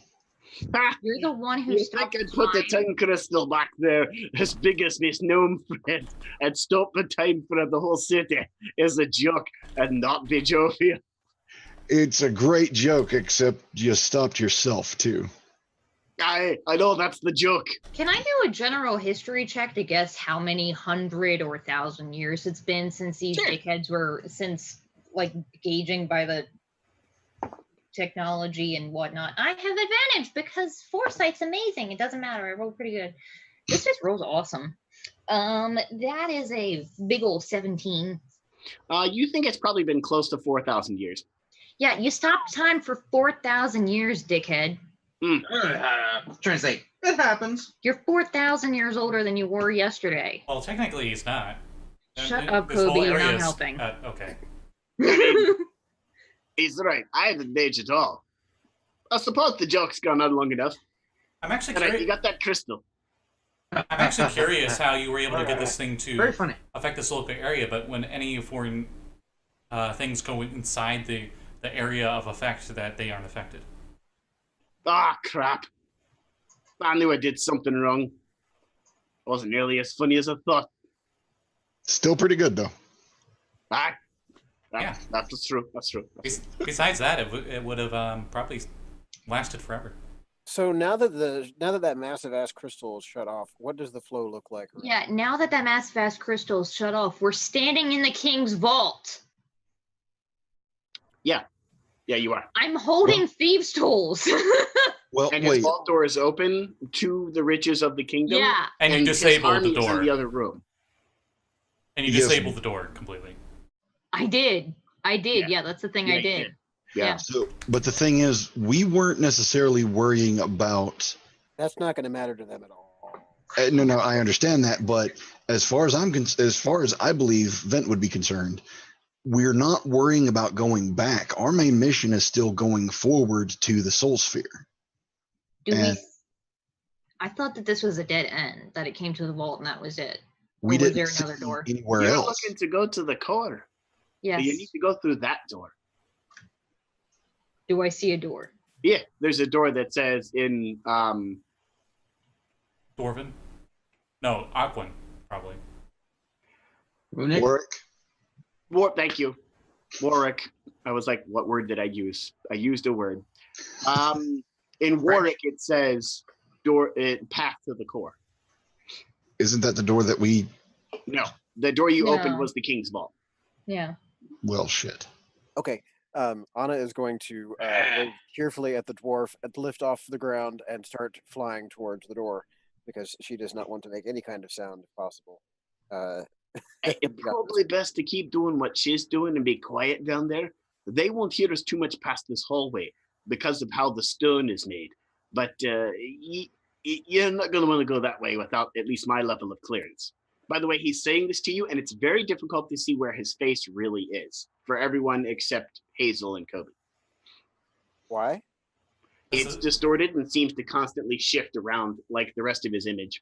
It's like it's like a 90s B-movie effects where they don't want to show how bad the costume is on the monster, so it's all like got this blurry aura on it. Yeah. Mm-hmm. Or a bad horror movie game where they can't really make the monster look like anything, so it just looks like a figure that's warped and moving around really quickly. Yeah. Blur's bad CG effects. A Cloak of Elvenkind takes an hour to attune to, doesn't it? Yes. Okay. Wait, so you got clearance in here, and you just did this as a trick? Are you? Right. Nice trick. Hazel's stealthing up the stairs behind it. Also, I was paid to do it. Any chance I What? could? Aye. The By Black who? Hounds paid me to do it. Wait, what the fuck? Those things are still around 4,000 years ago. What Wait. do you mean they're still around? Wait, what did? Sorry, I didn't hear that part. The Black Hands. Aye. They paid me to put the crystal there. If he knows who they are, that guild is 4,000 years old at minimum. I mean, Well, I guess they are at this point. fits the time period. Okay, I'll deal with that later. I'm stealthing up the stairs. We're here to do a thing. He seemingly nods your direction, you think, and then the only thing he says to you before he seemingly disappears in a poof of shadow is, "Shadow, hide you." And then a swirl of shadowy smoke appears, it kind of flows around, and he's gone. hey, Okay. Hashke, this is gonna be super risky, but normally, The crocodile nods. your weird equipment stuff, it seems to disappear when you turn into an animal, right? Does it work the same way in the opposite direction? He's asking if he gives you the pink stone of the pink time stone, and you turn back into Hashke. Will it be merged with you? Will it disappear? I turn back to human. If you give it to me now, it will merge with me when I'm druid. Okay, he hands it to you. It's about it's about Just fucking small. it's like 1.5 feet long. Oh, never mind. Yeah. Hmm. Wait, it's 1.5 feet long? Yeah, Oh, I have Oh, this. okay. Yeah, okay. I didn't realize how big it was. I was picturing like round, and it went into. If it's as tall as me, I'm 3'6", so it's half that. Yeah. Okay. Where's backpack? As I morph out, here he is. I just don't remember. Where did we leave him? Backpack's like, what happened? Yeah, I think we left him Literally- like ages ago because Backpack quite literally wasn't there, and as I Hashke think goes, "Oh, he's right here," and he shifts back into Hashke, puts Backpack down next to you. Backpack goes, "What happened?"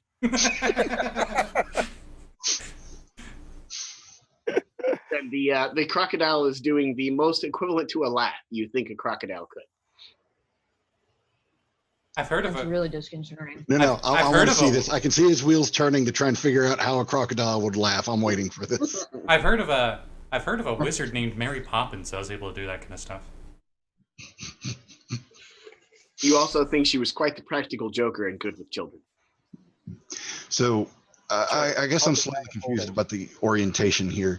The door that he pointed towards, is that in the same area with the vault door that we are, or is it in the previous the Same area. antechamber? Same area. Okay, So so the outer door that was open leads into a chamber, a spherical chamber. To the right was the door that led to the king's vault that you opened and then broke the safety lock on. And straight ahead was the vault door with the carving on it and the language in Centrius. so we Or popped the lock on a door that we're not even going to use. Yeah. I mean, you picked the lock on the door that led to the king's riches. Okay, then. Which set of stairs did you go up? He's just a little tempted, but it's not gonna do it yet. Yeah, no. Which set of stairs did you go for? Back up to the main chamber or down this? Oh no, I'm heading to the core. Okay. The dwarf pointed, and I went. This crystal doesn't stay this size forever, by the way. Oh, good How to long know. do we have? It will for quite a while. I would say probably about now it turns back to normal and it only lasts a minute. Well, However, since he's merged wild with shape, him, it's kind of in a so- wild shape stasis, so it won't turn back into normal until he keeps it. However, when he turns back into Hashke, he's going to be squished a little bit. Yeah, Okay. he's gonna have to catch it. I have an idea about where we can put it, but I'm gonna need some time to recover afterwards if we get full strength. Freezing. I can make a demi-plane to put it in, but I can only do it one time per long rest. I'm sorry, my computer froze as soon as she said that, as soon as you made the funny noise, and it just sounded like everybody froze, like, what?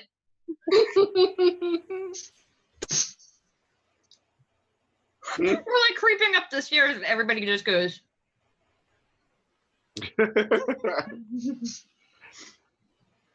yes, we're school children, it's fine. Wait, you can put this crystal that you're speaking of into a what now? A Back demi-plane? access. What's a demiplane? It's another not straight line. Imagine a space instead of another space, but it's bigger on the inside. It's quantum mechanics. We're about a century behind on that. Or doorway adjacent. I don't. Hmm. Yeah, it's really hard to put into lay Warwick. Interesting. And So- how long could you keep it in this demiplane? Indefinitely. That might be the safest place for it if this crystal is capable of doing what you all seem to be afraid of. Well, yes. I just It would technically be out of range of everything, but that's not in the demiplane. yeah, I don't know if we would have a need for one of those a little later in the day, so I would just want some time to recover after that. But yeah, we can definitely use it. Well, I think our path is clear. We should make haste. It has almost been a day. We don't have much time to get through to the core and use the signs before you have to go through the mirror dimension again and Hazel's come already back to the upstairs. car, which is very far away from our current location. Okay. Yeah, Vent's already up the stairs, following behind Hazel. All right. Once we get to the Where's the sneaky ones? I mean, I've already started off down the stairs, so I mean, like, I would like to get to the landing at least before I The start. door that opens to the core, as you open it to proceed downward, as you open the door, you all hear in a faint whisper, "Shrenach undra and Agon Allah." It is in no known language that any of you understand. Okay, just making sure. Okay.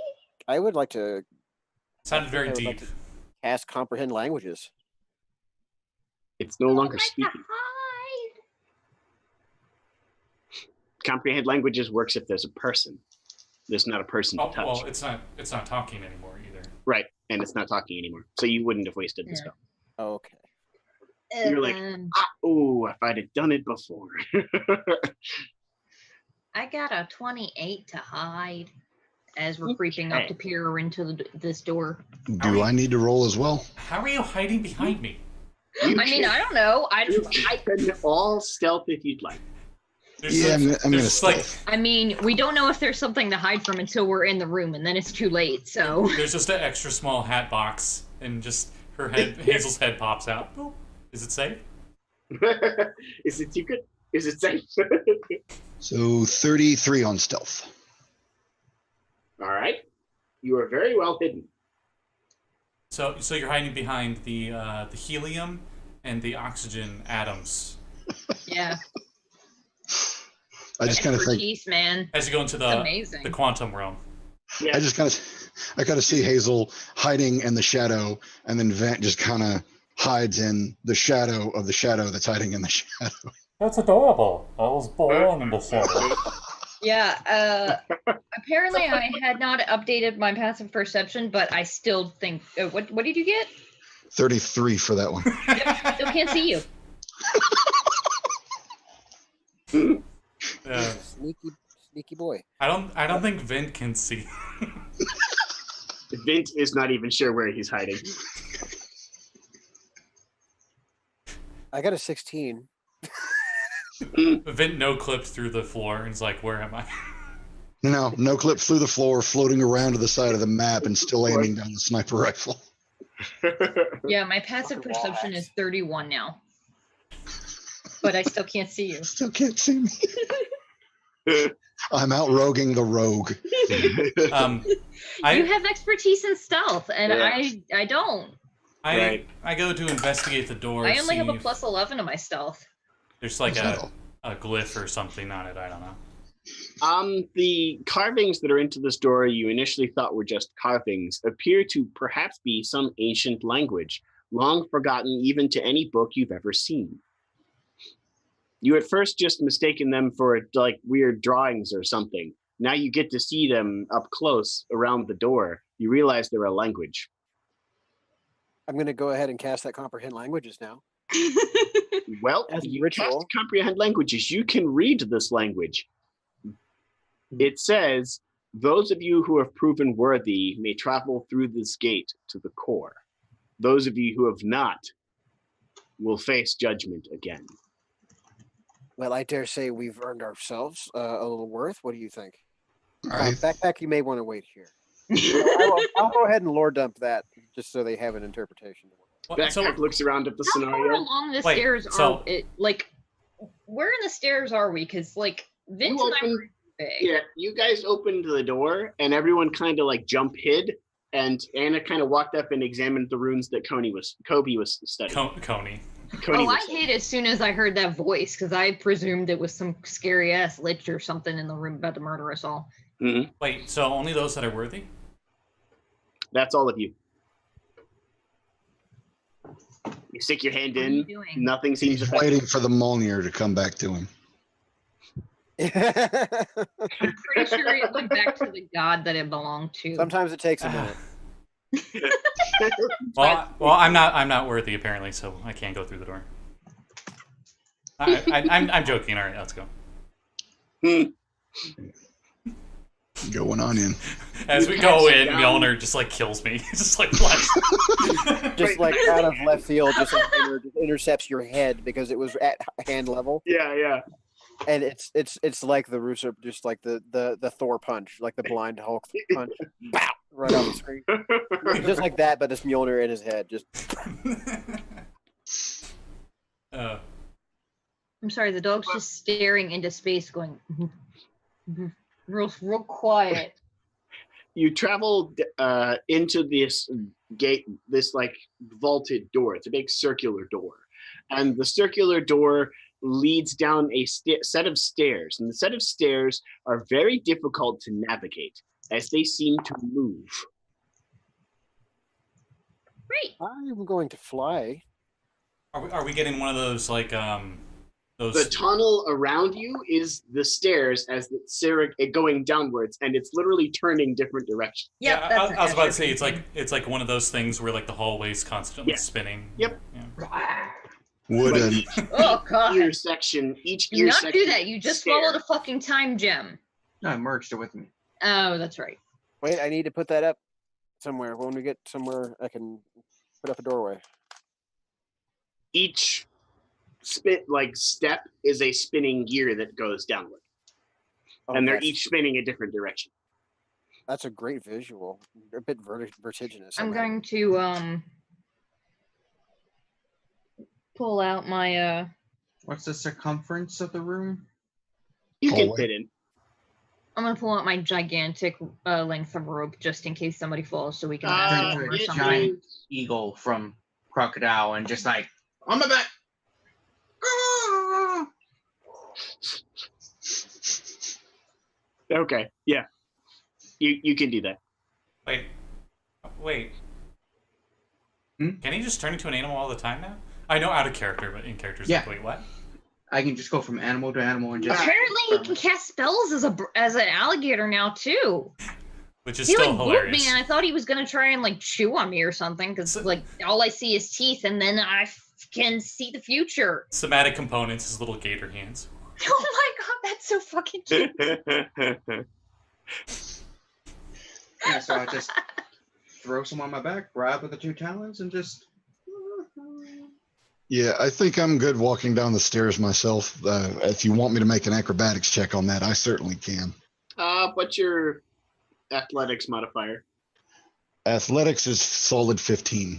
Okay, you're good. Yeah, basically.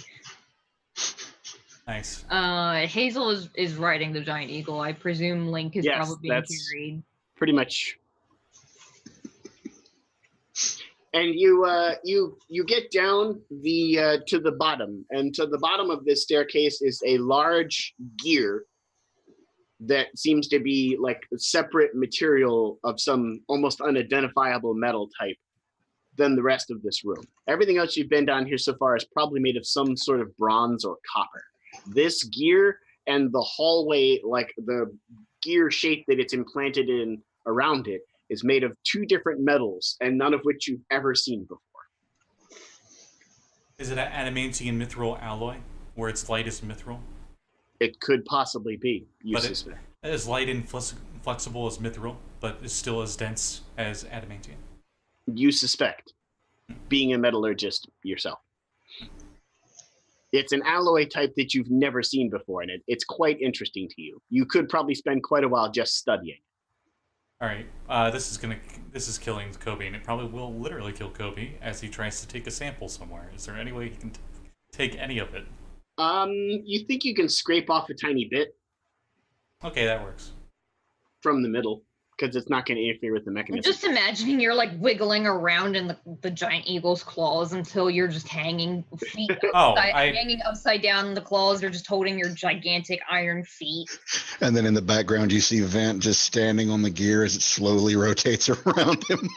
Yeah, basically. Coby somehow jumps in the air, and somehow he has bigger boots than normal, and they're iron boots, and just clang, clang, clang, clang. You keep it down? What? You literally broke the vault door. What? It leads right to us. Shut up! You hear a clang as Coby turns around and goes, "What?" I cast Pest Without a Trace. Actually, probably more accurate would be like metal on metal, like yeah, kind of something like that. What? This is a picture of a clock, the inside of a very complex-looking clock. Yeah, Vint. With Pass Without a Trace, what would you get if you rolled a 1? Pass Without a Trace gives you what, a +10, right? Yes. Was that question to me? Oh yeah, to the person with expertise in stealth in the group. Oh, no, I'm sorry. I missed the question. I was still laughing at the whole... Oh, I had said that I cast Pass Without a Trace, and then I wondered what happens if you roll a 1 with Pass Without a Trace, plus your regular skill. What's the lowest you can get with stealth with Pass Without a Trace on it, essentially? So 10 plus your minimum. 10 plus minimum would be 27. Okay. I'm the only one who would be able to see that still. And that's a 1.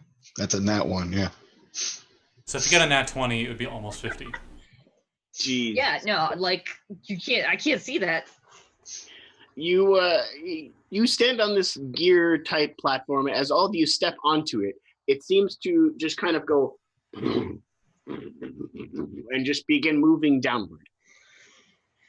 The boots are too heavy. Take them off. I quickly somehow put that shard back in. As the elevator, you assume, begins traveling downward, you see around you an immense, as the room sort of opens up from a shaft to a gigantic interior-sized, of a planet-sized area. You see around you, illuminated in every direction by a strange glow from underneath, a series of gears and machines and complex moving chains and all sorts of other things that are well beyond the level of comprehension in their precision.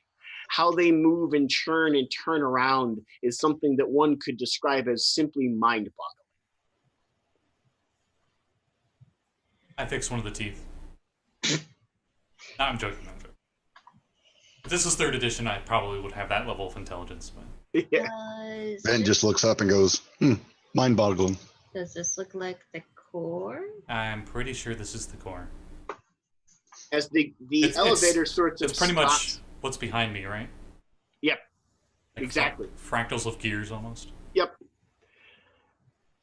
As the elevator stops on a sort of platform of sorts, there is a metal walkway that leads down a spiral-looking staircase.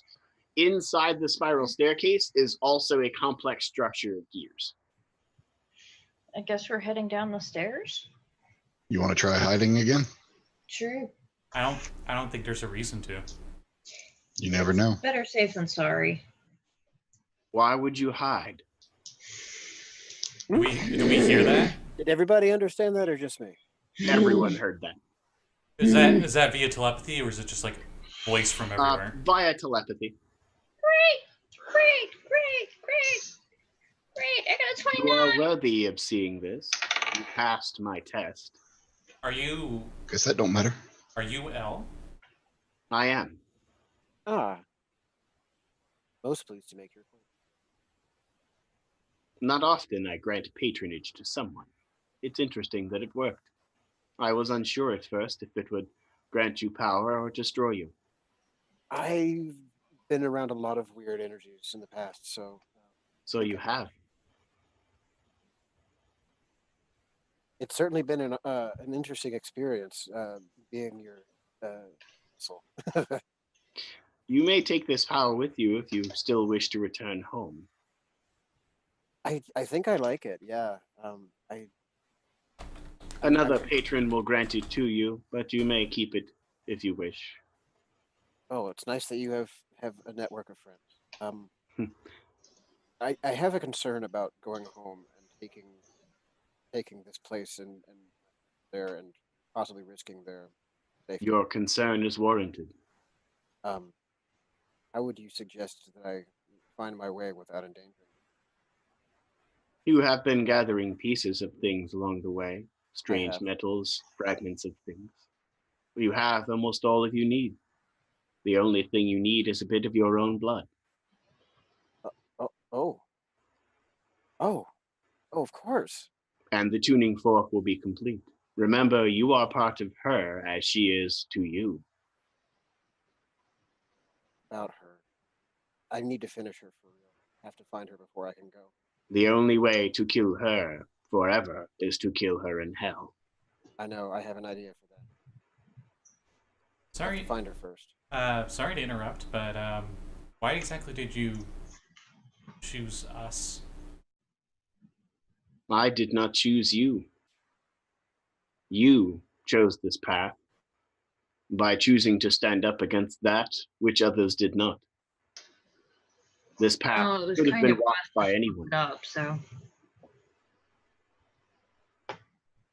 We basically tripped into saving the world. Yes. And wait a minute. conceivably every reality. Okay, so question for the GM. When all this shit happened, I remember reading the book, and I was under the impression that reading the book was what brought a lot of this shit here. Except that tower exploded first. We never figure out what did that, did we? Hazel kind of pops out from behind a corner. What exploded the tower? What started all of this? Taco Bell. The Nothic destroying the heart of darkness destroyed the tower. It ruptured a hole into the dream realm. Something that is dangerous. As it did so, the planar rift brought you there, and everyone you came in contact with that was around you when you slept was taken to the mirror dimension. Some of them escaped. Some of them did not. So, where exactly do we need to put these signs? As Coby starts to move forward. The staircase. You will find a sphere made of pure bronze and adamantium, an alloy that has since been incapable of being replicated. Ah, it's half right. The spellweavers themselves created this alloy, most of which you see around you here is mithril and adamantine. Bronze and adamantine is necessary for the channeling of soul energy. It is what keeps the machine moving. Is it like a conductor then of sorts? Like a soul conductor? So wait, the planet consumes souls to drive itself? No, it recycles them. Ah. Recycles them. What do you mean by that? You will see. Please, proceed. Will we die if we do this? No, you should not. However, in 2 hours' time, you will be traveling back to the dream dimension whether you want to or not. The breach will be complete. I guess let's move in. We should definitely make haste. It's been the utmost pleasure. By the way, you see nothing. You just heard this voice in your heads. It's still nice to get a direct line once in a while without having to risk going insane. All right, so making our way down. I wish I could stay here longer. These spellweavers definitely knew their craft. You make your way down. As you get to the very bottom, the stairway stops. There is a ladder that goes down off of the staircase. As you climb down the ladder, you find yourself standing, almost oddly so, on a perfectly smooth sphere that is quite gigantic in size. Inside the sphere, you feel this tingle of energy. Around the outside of the sphere, there is a wall that seems to be etched with thousands, nay, millions and millions of strange little symbols. Coby, Anna. I should still have my comprehend languages up, so what kind of a read am I getting on these sigils? These appear to be almost like arcane marks. Each one of them is unique. Are they kind of like runic? Yeah, kind of. Each one of them seems uniquely runic, and each one of them seems to be someone's name. These are how we're not forgotten. Yep. Everyone is remembered. They're forgotten. They don't have a rune here. This is how we come back. Their runes were damaged by Toldar. Are they? If you repair them, they will be remembered. Do we see? Can I do a perception check or an investigation check to see if I can see any of those runes that are broken? Are they here? These broken runes? Give me some investigation checks. I'm gonna assist her on that one. So. Oh my god! I fudged it. Ooh, yeah. Thank God for fucking reliable talent. I have advantage and I rolled a 5 and a 2. Yikes. Should I roll my own investigation then? Yeah, I mean, I have a minimum of like 24, but yeah. If you want. I got a 27 on my investigation. All right. Yeah, I have a 24 because reliable talent means that if I have proficiency in it and I roll under a 10, I can treat it like a 10. 24 also. I decided to take your investigation proficiency because I expected to do more detective style stuff. And it's finally paying off here in the end, so that's good to know. I only got 28, so I'm not sure if that helps. Okay. Your very impressive level of investigations from everyone here has truly paid off. The lot of you find a very large collection of runes that seem to be damaged in some way. However, you do seem to have the ability to repair them. I'm going to start working on them. How would we go about repairing them? It's maybe Mending. Yeah, that's what I was gonna say. Ta-da! that only works with non-magical stuff, and this is a special magical divine enchantment of soul It binding might not be. Actually, the carving on a bronze adamantium alloy. I think the carving is not. We just need to have the same alloy to carve into the same alloy. Oh, okay, mending. I think of it like when Alucard used his fingernails to scrape the new runes into Hazel's going around with her chalk and just circling the ones that are broken so that you guys can see it. Oh yeah, no, there's no like soul climbing up the side of it and everything. There's no soul popping in and out of that one, so okay. Boop. Coby says that, and none of you understand what he meant. You're like, wait, what? I'm gonna start like tracing, like, and interpreting all the runes and figuring out where we gotta, what we should expect to look for and things. Oh, good lord, I missed all that. I look for Anna's. Oh. I was gonna say I looked for everybody's, all of ours. More because Anna died. Hazel is like, we're not going to Anna find any of has one. our names. Hazel's looking for the one person that she knows is dead. NPC for her backstory that never came up before. The police commissioner who trained her was murdered when before the game even started. So she's looking for his name. She finds it. Okay. As she touches it, she gets flashes of memories from him, as if he is still here. Somehow. This is very Planescapey, I'm just saying. Yeah. Oh yeah. Definitely Planescape. Yeah, she's a little thrown by it. Hey, detectives? Yep. You guys might want to see this. As I point over to Anna's.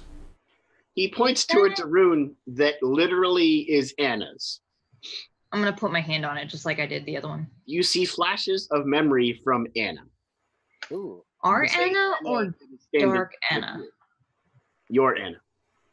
Ooh. Is it stuff from like before I came here too? It's most of your adventure leading up to this point, including the very moment that the Night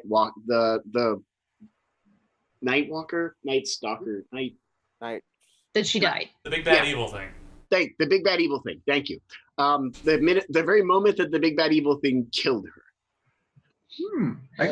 Did we search for Oh, that's why. resurrected dwarf girl? Oh, we didn't search for Erica. No, because I was thinking about it. Because that'd be interesting if she died and came back. Wait a minute. Why? Okay, so like metagamey, you only get your name here if you're remembered. But I thought it was implied by what Anna described the afterlife as if she had been forgotten. She was just somewhere floating. And I'm like, but these two things don't match. And then I remembered that the thing that killed her specifically said that it can't come back normally. So it wouldn't have worked, except we have game-breaking magic that made it did. Okay. Yeah. Yes. That was all well to do. I got a... They probably have a whole extra room for adventurers because it's like, died, resurrected, and it's new rune every time. No, it's probably just the same rune. There's a room specifically for ass I mean, crack like, Anna and the only souls has he's one. consumed. It's probation. And she's only lived once. She hasn't died again. If she died again, it's new rune. I just didn't die here. I think it just stays. Anna has died before. Like this was not her first ride. But it wasn't in this game. It was your first ride on Morpheus. Morpheus didn't know you existed yet. Right, exactly. Erica's. You said Erica's room's there. Yep. I touch it. Is it up to when she exploded? Yes. It is all of her memories of her early life and her early childhood and living with her parents and everything up to that point. And the very moment that she exploded. Translation. Isn't that a little weird since you're kind of wanting to date her? That's kind of like you're not getting consent to see her past and all of her secrets. That seems a little unethical. No one sees it, but since Hazel has the crazy insight, you think Coby actually is crying underneath his mask? Oh, what? As he got to see from his own perspective, being heartbroken as he sees himself seen in through her eyes right before she exploded. Oh, fuck. That's rough. Yep. As you kind of finish up the last of the runes from the Forgotten that were damaged, you realize that you're running fast out of time and begin using the rituals to place the 4 Siluvian signs. Yeah, when I realize it's gonna, I'll start while they're still mending. Wait. We don't have to run out of time.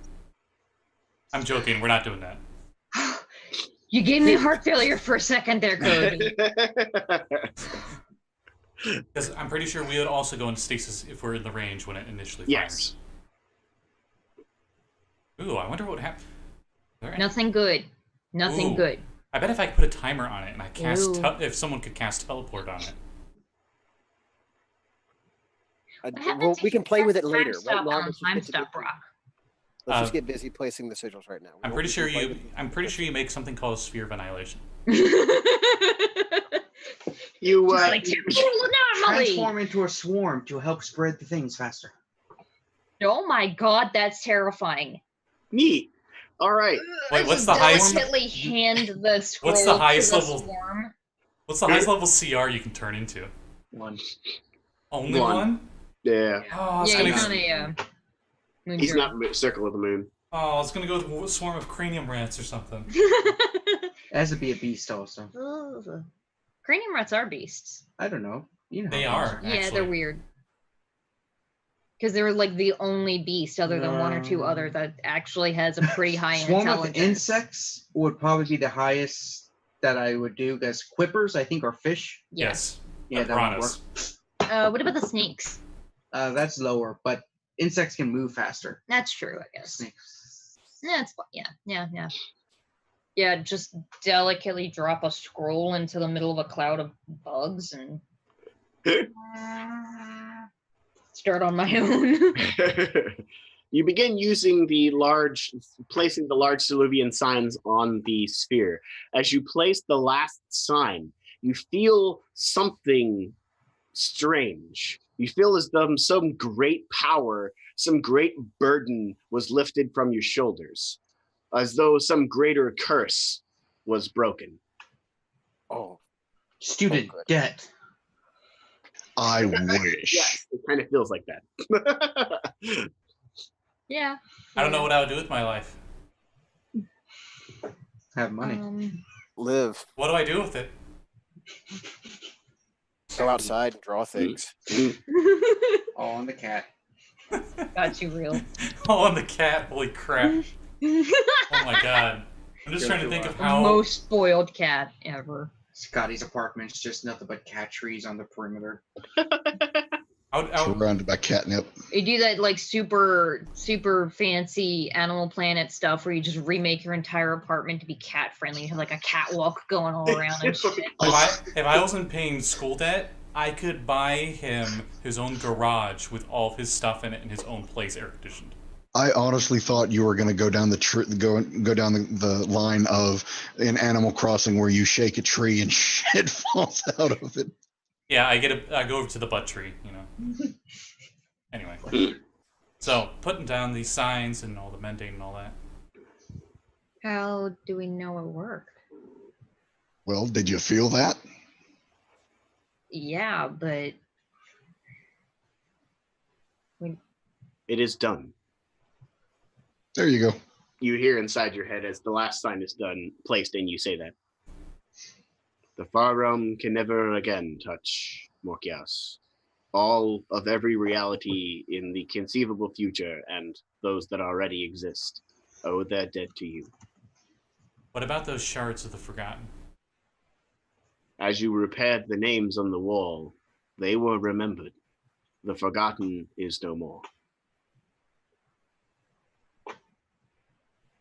Interesting. where are we? Though?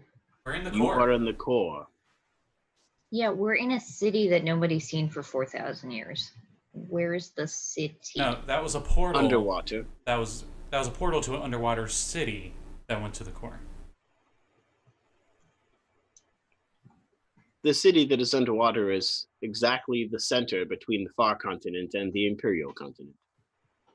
In a small valley carved into the ocean floor. Oh, so there was stuff under the water. Oh. Master, I don't mean to presume, but we were understood that it was possible to take this place and, well, take it places, to other dimensions. Yes, How? the Exactly. Spellweavers could do that. Is that something we could learn to do here? I mean, why would we? Do you have 4 arms? We have a lot of Octopus. We do have a lot of people. Technically, he could. Coby looks like he was about to say, I could build a suit for... Oh, okay. Wait a minute. Coby, Yes? don't you have a friend in one of your suits? Yeah. More. You can make arms. multiple arms, can't you, Hashke? Can you do the same thing with your suit, Coby? No. You know, It doesn't allow you to do that. Nope. You can also turn into an octopus. I have an octopus. I don't think its arms are big enough. Remember, it's the little teeny tiny one. Mm-hmm.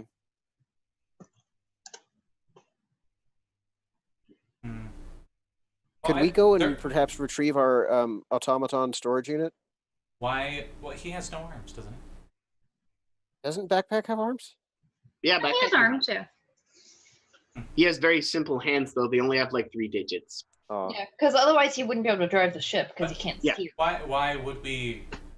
We just fixed it. Why are we doing something else to it? Technically, the craft was once capable of travel. Shifting it to another plane may require a bit more energy than I think you are capable of outputting. Spellweavers were capable of each casting 2 spells at the same time. Oh my. Something that has since been forgotten since their demise. They were genocided by mind flayers. That's very unfortunate. So she's stuck then? We can't take her out like that anymore? Not at this particular moment. I have not found a way to navigate it myself, and I have spent quite a long time here. Anna, she told you how you can get home, right? You have a means of leaving to where you need to go. I do. It's unfortunate Morkias will be stuck here for the time being.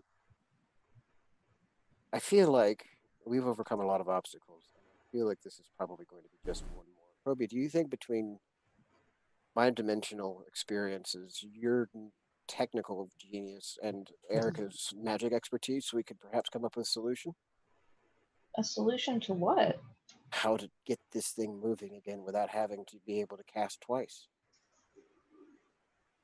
Maybe we can automate this process somehow. They've shown so much potential with this technology here. Coby walks out of his suit in the back, like in the Fallout 4 power suit, as the back just opens up and he gets out of it. And he says, this thing does have a sentience to it. I could modify it to have 4 arms. But Anna, the question is, we'd be making a choice for our entire world. We can't do that. The last time somebody made a choice for this world, we broke it. You can go home. You have your spell that can take you home. We don't need to take the entire planet with us. We don't know what's in your world. Like, you're awesome, but so is the evil demon, Anna. Mm-hmm. We don't have a hell here. I can't leave yet until that's handled. Wait, what? I have to finish this with her. But you can't get to hell now. Everything's closed. I'm going to turn to Erica. She is unique in her ability. Anna, being a fragment of the evil Anna that was removed, is capable of shifting to the same dimension that evil Anna is from. This reality would allow good Anna that you see before you to have one final confrontation with her evil counterpart. If she wins, no version of her will exist in any reality that is evil. I know how we can find her, and I know how we can beat her. I just need to get a hold of her first. Here now. Anna's going to hold up a particularly otherwise unremarkable gold. By here, of course, I mean on the surface. Hazel's like, Erica, remember that spell that you cast that Anna hated? Uh-huh. And you learned its true name.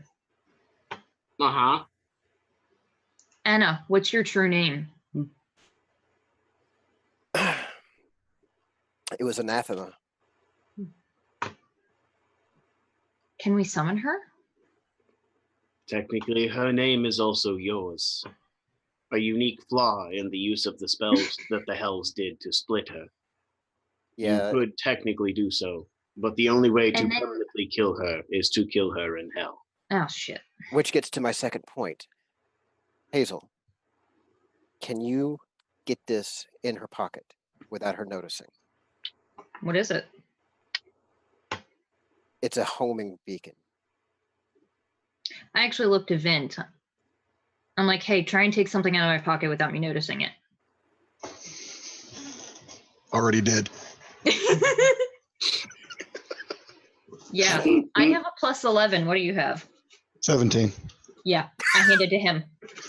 Okay, that works. I'm like, sorry, nicking things isn't my thing. I'm good at seeing things, not planting them. Okay, here's how this goes. Anyone that is holding this I can find out once exactly where they're at. If I do this, we summon her, we plant that, we beat her here, I find out where she's at, I cast plane shift, we can all go and finish her in the Hells. And I have an emergency supply of scroll and fork to get us back to Morkius. I planned a contingency for this.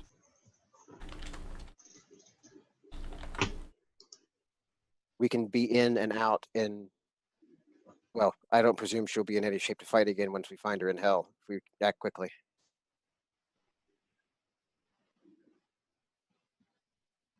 I say let's do it. We finished one leg of this. Let's do the other. Just waiting for confirmation. Okay. I'm with you guys as a whole. I'll hand you the coin, Vint, and I already had it. damn good. Coby, Um, Coby, I'm gonna need you to help me keep her distracted and occupied. Do you wish to return to the surface? I don't think the people of Adonis would be very happy to know you opened their vault and broke the security exit. Oh no, absolutely, and I don't want to fight her here. I wouldn't ever give her control over this place. She would never fight you underwater. Also, I mean, we're not underwater right here. Also, kind of don't want to fight her in here. No, I would never. Oh yeah. Give her access to this place. We've done what we came for here. You are worthy. Those that are not worthy must face a different foe when they arrive. Minor metagaming thing. I know that Erica removed the summon demon thing spell from her spellbook, but we've already established that she has wish. Yes. And that can cast any spell of 8th level or lower. Yeah, but she's already cast it once this week. Oh fuck. It's once a week. Well, unless she still has it in her spellbook and fib to us, then we gotta wait a week, Anna. I don't think I don't think you can get rid of spells in a spellbook. I think she just agreed never I mean, to you use just it. rip them out. She can still It's just cast paper. it. She can still I'm cast pretty sure it. she just promised never to use it. Actually, no, she can't. And her spellbook is indestructible. Oh shit! All right, never mind then. The spellbook she has it in it, and that's how she was able to cast it. It is a grimoire. Everyone has one that is a wizard, and it's indestructible. Yeah, I'm still thinking like Forgotten Realms lore, which is like it's just paper. Right. Yeah, just tear it out. Oh, actually, yeah, no, she can cast it again, but she'll hurt herself. Ooh. She'll do 1d10 damage to herself equal to the level of the spell. So if she cast a 9th level spell with Wish, it'd be 9d10 necrotic. Wait, okay, but hold on now. We've saved the planet from the far realms. Are we under any particular time rush here? Could we prepare ourselves? Get a plan?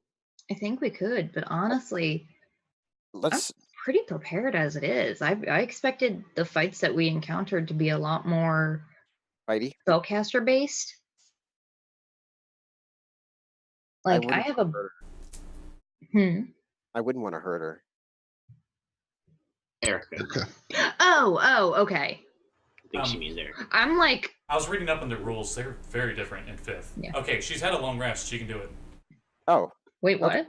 Oh. Yeah, if she casts it more than once before taking a long rest, then she goes down to 3 strength. She takes necrotic damage, and she has a 33% chance of not being able to cast it again for 24 hours. Holy fuck balls. Okay. That's actually very mild. Yeah, 24 hours? Man, fucking 2nd edition, it's like you cast it once, you can't cast it until a year has passed or some shit, probably. It ages you after you've cast it, and Yeah, I know it ages you. I think it might drop your con. But like a 1st level identify drop your con in 2nd edition. Yeah, so. exactly. So what do you want to do? Let's get out of here first, and then we can set the ambush. Where do you wish to go? Al, are you this machine? My soul is bound to its energies. My immortal soul is necessary to keep the astrolabe turning. Without the astrolabe turning, the entire planet's surface would be destroyed. Can you place us within 1,000 yards of the location of the scientist known as what was his name? Dr. Samuel something. Hayden. Dr. Samuel Hayden. Hayden, yes, Dr. Samuel Hayden. We have him to reckon with as well. You see, Hazel, I can't leave yet. I'm not done. Wait, what? We have Hayden to finish. Dr. Hayden's device is already in place and working. Wait, he's able to. Wait. He could still take over the clankers. Radio? His broadcast tower now allows him to simultaneously inhabit every clanker on the entire far continent all at once. We have more work to do here. Yeah, let's go finish him. Could you take us there? Of course. The hope is once we've finished with what I have to do, we should return back to that place, and then we'll be able to stage our assault on there. You will need this before you continue. Materializing out of nowhere in the into, we'll go with Coby's hands, is a stone dais, a little stone disc. It has several stone discs inside of it that all seem to turn. And there is now sitting inside of it, the middle of it, where there's a hole, is an orange crystal. This orange crystal looks magical in nature and not alchemical. Haven't we seen a disc like this before? Yes. Several people use them to teleport across the planet's surface. There's a network of teleportations that allow you to go anywhere on the planet's surface you need to go. Oh, fantastic. But you need to know the coordinates. Oh, fantastic. This will allow you to go back to your airship once you have defeated Hayden. His radio tower will need to be destroyed before he is not able to control the clankers.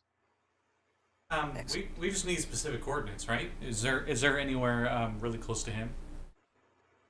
Of course. Well, I thought she was going to open a portal for us. A series of symbols illuminate on the dais. Okay. That will take you to his location. I set it up. Simply pick the crystal out of it and place the crystal back in. Okay. All right. Hold on, time out before we start this. Did we actually put the time crystal away in my demiplane, or is the crocodile still holding on to it? As long as he keeps playing wild shifting into different animals, it's still merged with his equipment. Okay, cool. Maybe let's do that here before we leave, because we don't know what we're going to find when we walk into Hayden's back door. I was going to say, Coby, how are you at bull rushing? Pretty decent. Why? Cool. What do you think about shoving Hayden through a door and then closing the door on a demiplane behind him?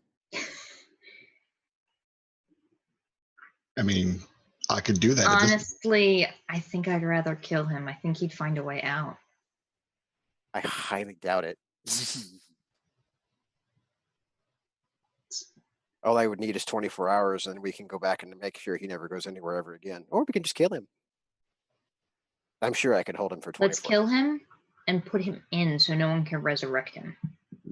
Ooh, there's an or idea. use his body, because whatever the fuck he used to fuck himself up, he was the one who had went all Wolfenstein werewolf on us, right? No, that was Heinrich. Heinrich, that's right. Yeah, I imagine he's probably got a bunch of people that you've never actually seen Hayden. You've only heard him. So we probably want to make sure that there's nothing left for anybody to try and bring back. Does your demiplane last forever? I mean, most spells that I've seen don't last forever. It's just the doorway, really, that the spell conjures. I mean, you create the demiplane when you use it the first time. I don't know that there's a limit to how many you can create. You said, no, here it is. It says each time you cast the spell, you can create a new demiplane or have the shadowy door connect to a demiplane you created with the previous casting. So I can theoretically make an infinite number of these assholes. Okay, so Hazel wouldn't know this, but the door is open for an hour. After that, it's a closed box. She can open it again, but she's the only one. Can I dismiss it, though? Or it can stay closed for forever. The door is just closed. Potentially some weird super advanced magics could maybe get into it, maybe, but yeah, I mean, I don't know what his casting capabilities are. You basically locked him in a closed door. I mean, especially if he's dead. An Arcana check on some spell that could, I don't know, imprison him. I actually have that as an option, but not today. You have a 9th level spell. I have a Mystic Arcanum, and the Homebrew Warlock can change 1 Mystic Arcanum per long rest. So right now, I've got my finisher, and tomorrow I could have Imprisonment. Imprisoment's 9th level, isn't it? It is. That's what I said. You can change 1 What's Mystic the Arcanum. component for imprisonment? What It is a 9th level spell, but I mean, it's how also many like levels, how many levels of Warlock did you have? I I know took you're a Warlock 17 paladin. finally, so I'm 17 Warlock, 3 Paladin. Yeah, okay. For some reason, I always think like Warlocks don't get 9th level, but they do at 17, like all the others. Oh boy. It just threw me off for a second there. I'm like, wait, what? Imprisoment's Paladin? really tasty for making sure something It's never. also ever. incredibly expensive, and we might not be able to make it happen. It has to be a carved statuette in the likeness of the target we've never seen, Hayden, and a worth at least 500 gold per hit die of the target. We don't know how many hit dice he has. We've got the vault. We have a lot of money, and we have a guy that's We pretty don't- handy with tools, We and don't we know could how probably. many hit dice we have, and we've never seen him. It has to be in his likeness. Kobe So we starts kill him, and then searching- we do a sculpture. Kobe starts searching the runes for Samuel Hayden. He Oh. probably has Deep died before. investigation. I'll assist. I'm looking for Einrich. 19. Yay! You find Heinrich's. It's still glowing. Well, yeah. I mean, he was still alive. We didn't kill him after all. No, you find Heinrich still glowing because it just got etched there. Oh. Ooh. Ah. Ooh. Uh-oh. Wait, what? Something just was able to kill Heinrich, guys. That might have You been. all kind of found it at the same time. I know it's cruel, but I'm a little tempted to destroy his name. You want to start you want to start the Forgotten again? Yeah, how about nah? I don't think I would look kindly on that. I'm gonna have to say no. But I'm gonna touch the rune. That man has. That You man. touch the rune. What are you trying to remember? I want to remember his last moments. You remember his last moments as him standing with some just incredibly detailed looking sword, a great sword of some kind that is bladed on every side. As he holds this sword in his hands, he turns it on himself and thrusts it through his own chest. Oh, well. You see sitting around him as he falls to the ground dying, the bodies of 3 very familiar looking deities. Oh no. Oh no. Oh no. Okay, I'm gonna relay all of that. Can I make an Arcana check to see if I recognize anything familiar about that sword? Sure. It's sharp. It's the Black Blade. One would say it is multi-edged. Ooh, that's a 26. It is rumored to be able to kill even an Elder Dragon. Or a Doomslayer. It's a 26 on my Arcana check there. 26. This looks like nothing you've ever heard of. Wow. The gods. They were the gods. 4 brothers, or they were 3 brothers. 3 brothers. 3 yeah. brothers, or were they the 3 gods keeping this place guarded? Yes. Wait, Those what? 3 gods. They were the same. They were the same. Thor and death and war and Oh, no, those gods were the old gods. They're Yeah, no okay. longer here. They left avatars here to protect the core. okay. Those gods are already gone. The So 3 we brothers saw him are the killing 3 brothers. gods that he killed. There was the god of Oh. war, there was the god of death, if you remember. The Reaper, Zobiel, and Flatrenta was the big tree thing. Yeah, we never saw the big tree one, I don't think. Yeah, you did a Oh, couple at times. one point. Yeah. Oh, Just yeah. didn't talk much. Yeah. Yeah. They liked me. They said I was a friend. That's right, it was in Hashke, so. Oh no. So The sphere that happened. beneath you glows. Something it has never done. Did he just recycle the god souls into the planet? The only thing you hear after saying that We don't is know what you saw. You were the only one who I did too. I said I lore dump all of Oh. that. as you say that out loud, you hear in the back of your heads from Elle. Interesting. What just happened? What has he done? He has killed the gods.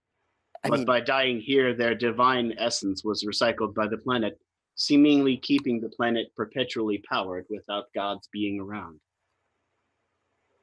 that mad bastard. What a genius. Wait, so they got recycled as fuel instead of becoming new gods? They both got recycled as fuel and got used to keep the planet safe. There must be a divine energy present. The specifics were only that there's a divine energy, not that that divine energy be alive. Apparently, Heinrich found out a few things in his trip to the library. Goodness gracious me. Also, I have not seen that sword ever. I have only heard rumor of it. What was it rumored to be? I didn't know what it was at all. I've only heard rumors. A blade that is said to be edged on every side, that is said to be sentient in some way, that's said to be an artifact capable of killing gods. I just realized what this was out of character, Blake. Horrible person. Told you it's in every campaign. I wasn't lying. Apparently it is. Okay, all right. Oh boy. But with the place powered now, can it move again, or does that still require pilots who can cast twice? That would still require someone capable of piloting the device. Again. We'll put a pin in that. We'll put a pin in that for now. Yes. I just didn't know how that changed things. We can go now. Transform. You're going to put the time gem in your door, right, Anna? Hashke turns from giant eagle into Hashke. Okay, fine. And she'll turn and she'll just describe like a point of light starts on the floor, and she'll like arc it over like you're on the Disney Channel, and draw a doorway kind of in midair, and it turns into like a falling curtain shadow. And on the other side, if anyone goes in, it's just a plain like a brick basement. There's a light coming from nowhere indeterminate, and it's not got any walls or any windows or anything else. It's just a plain square brick room. Oh, so it's like the Astral Dreadnought's stomach. Okay. And okay, we can throw it in here. As you all try to as you're doing that and everyone else is watching you do that, Hashke walks over to the staircase, steps off the side of the staircase to a strange-looking platform with 4 orbs. He puts his hands on 2 of them, and his symbiote puts its hands on the other 2. Oh, goodness. Could somebody grab the time gem from him, please? He already gave it. No, he already gave it to you. It's in the hole. What are you doing? I'm gonna actually. I'm not gonna go into the demiplane. I'm just gonna huck the crystal into the other plane and close the door behind it before it hits the ground. What are you doing, Hashke? I think he's trying to drive. I think he's sending messages to the DM. Mm-hmm. As he does this, you kind of feel the planet lurch slightly. Okay, what'd you do? I literally just said that this is not our choice to make. Ooh, lever spat. The fuck? It's okay. To both of you. Anna's just having a laugh at you. Coby flies down behind him and says, "Seriously, what are you doing?" Just testing we are testing a theory. Okay, do you want to share with the class? We can move the planet. Okay, where do you move it to? Where are you going? We moved approximately 1,000 kilometers away from our last position. So a nice little test drive. Okay. Okay, can I do an intelligence check to see if the Venom and You book that I bought ages ago tells me where the fuck the Venoms come from? The symbiotic creatures known as the Umbra, because the word venom and the fact that it's a symbiotic creature is copyrighted, so I'm not going to assume you didn't say those words. Yeah. The symbiotic creatures known as the Umbra were originated as servants of Tolvath. However, after Tolbop was killed and removed from the plane, they evolved to their own species. Okay, what I'm wondering is this thing compelling Hashke to take it home? We are not compelled to You're do not sure. You think that the Umbra are kind of their own thing now.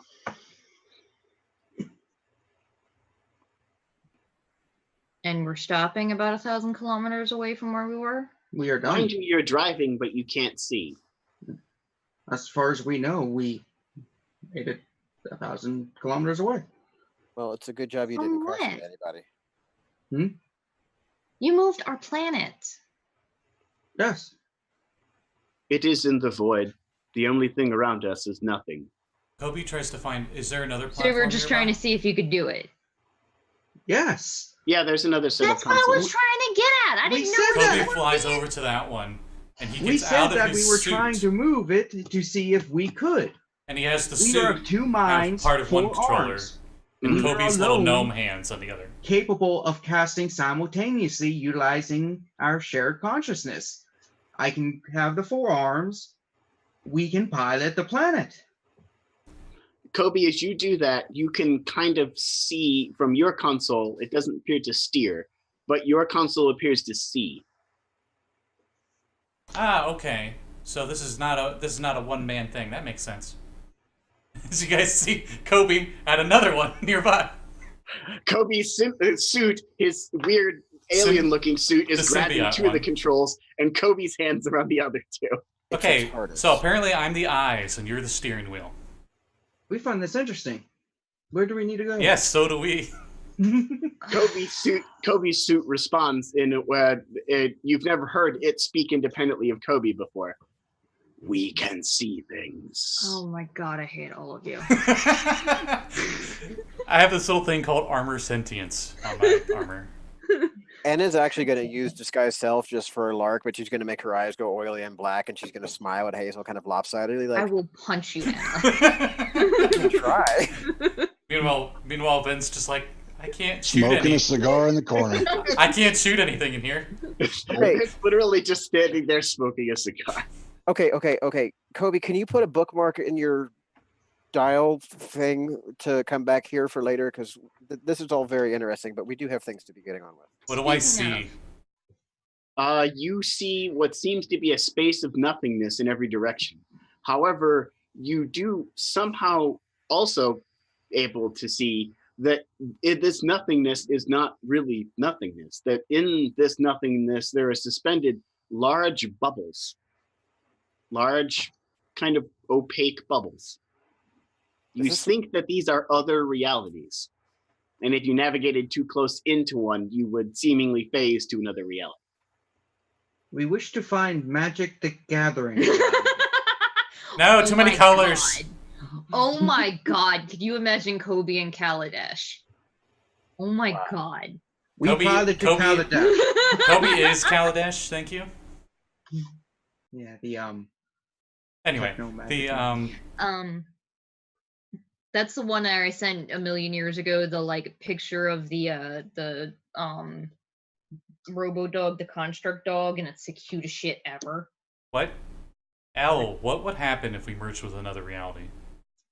Assuming that reality was not already consumed by the Far Realm, we would be safe for the time being. We would no doubt take one of the crystal spheres that is in the material plane space of that realm. Can we do so safely without hurting the people of that realm? Morkios exists only once. There is no copy of it in any reality. Would We're we unique, like everybody else. I don't know that answered my question. Would we overwrite whatever is already in that reality? Technically, no. Every time somebody tells another story, another reality is written.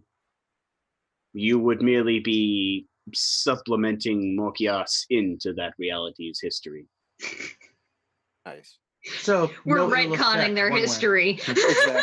We're casting the most legendary spell, 13th level, retcon. Let's go to the realms and retcon 4E. Okay, I'm fine with that because that takes care of the Asmodean problem. We go there, it's like, oh hey, I remember that realm, and it just immediately implodes. Bring back binders. All right. It's not forgotten. No. It's the remembered realms. Oh God, could you imagine? That's the dog I was talking about. Yeah. Oh. There's Caldish stuff's cool. Yeah, I think we should probably be getting on with it now.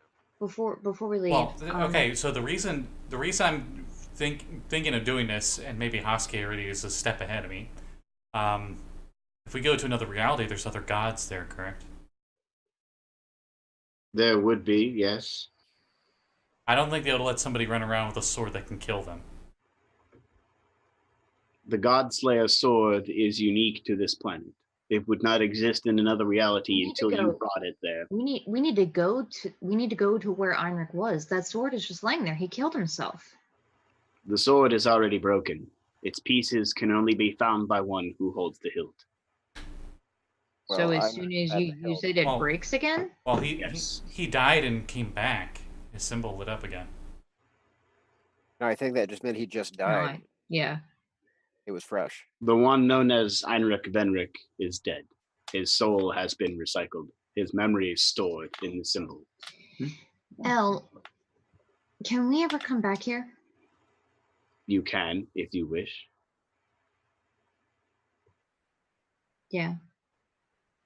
I want to make sure that, no offense, that we have a backup, that no one ever gets forgotten again. Of course. Wait, who are you? You're a dick, Coby. Had I a body, I would have done what I could to rectify the damage done by Tolda, but I have no body. Elle, is it known whether you can reclaim a dimension from the Far Realms once it's been consumed? No. Once the Far Realms has consumed that reality, it is gone. It is now part of the Far Realm. It would be inconceivable to know what reality was and was not consumed. If you bring Morkios to the Far Realm, you doom every reality. The Siluvian signs will not protect us from direct exposure. So we move far away from the Far Realm, so it becomes the Far Realm? If that were possible, it would have already been done. Now, if there's a Far Realm, is there a Near Realm? I believe that's where we're right now. Yeah. Is there a Middle Realm? That is where the gods usually lie, but yes. Is there a too close and it's kind of uncomfortable, get out of my personal space realm? Yeah, it's where we're going with this it's question. called you and that fucking weird black thing staring at me. That's racist. I know. It looks like an oil smudge. I'm pretty sure that I've seen that thing coming out of Coby's shoes last time his armor got thrashed. Okay. Coby aren't that close. We didn't leak that much on the floor.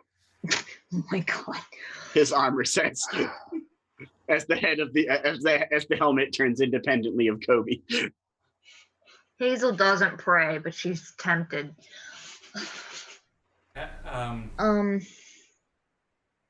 You do have a point though, Coby. If you brought the Godslayer sword to another reality, the gods would know there is a weapon that can kill them. This may not be advisable. You are older than us, and you've been around longer and understand this spell jammer stuff more than spell weaver, you said, right? Yes. Spell weaver stuff more than we do. Do you think that would be our wisest choice to try to go to another reality? Because we can leave it, apparently, right? Yes. Morkios is capable of traveling from one reality to another. Aren't there we is tied, only though? one reality that Morkios was from, and I do not know where that is. Aren't we kind of tied to the Dark Realm? Or the Far Realm? I thought that Morkios... Not anymore. Or is that just how it used to be? The Void protects us from many things, but by being out here in the Void, we are not in a reality. We occupy no story. But if we go to a different reality, we're not like dooming, we're not bringing anything with us. No, the Far Realm will in fact be farther from us in a reality. So, however, we doom that reality to its gods knowing we can slay them. Hashke, move 10,000 kilometers that direction. I'm assuming closer to a reality. Put it away somewhere. Would that be adequate to? Where are you steering it, Coby? 10,000 miles away. Well, I just said a random number. I'm thinking like he doesn't know how far that distance is going to go, but he's going towards another reality. Okay. If only we could find a reality without gods. Maybe a deserted, barren waste where magic is destroying things and they could use a influx of new life and magic. Oh, that one's sun looks really dark. Yes, we should head there. I don't know. I feel like I'd be a cannibal there for some reason. I feel like Erica's still in the room with us, right? Yeah. She looks rather cardboardy. She gets jammed in some of the gears. No! I feel like it's before we decide where we're going, we probably need to talk to some of the leaders of Morkius, of the world. Like the Dwarven clan leaders who actually built that time thing. Nah. Do you actually trust political figures, royalty? No, but I trust them more than just us 5 assholes making decisions for an entire planet. I would trust us 5 assholes over the kings and political figures. I mean, I'm just going to say, we're going to say, the Empire basically, took over and enslaved and I'm killed not lots talking of about people. just the Empire. They're the largest group. One group is going to want to have more say over the others. We are just saying, if there's going to be any assholes deciding the fate of the world, might as well be us. We're 20th level. We've proven our worth. We're here. Are there any other controls in here? Like these ones? There are a lot of other controls that go up off of the balcony he's standing off of, yeah. Okay. The one known as L. Is there a catalog of realms? There is not that I am aware of. Oh, I should start one. That sounds like a great project. Wow, Is there like a... That one's like a wireframe with neon lines and glowy. That one looks cool. Should we go towards that one? She's going to hold up the journal just kind of in the air. It's like, I've been working on this for a long time. It's a good start, I think. And it's just, you guys have all seen it before. It's basically just like her list of stories from traveling throughout the dimensions as she was wandering from place to place until she landed here. We do not need to know about your conquests of people. Out of character real quick, I'm sorry, Kevin. I didn't mean to interrupt you just a minute ago. I apologize. Coby gets back in his suit and flies over towards the other controllers, and he's checking each one to find if there's any that's like a mass communication to the entire planet at once kind of thing. Like a mass via telepathy. That corny, like, at the end of Act 3 of a movie where they're like, everyone on the planet gather your energy, that kind of... There is.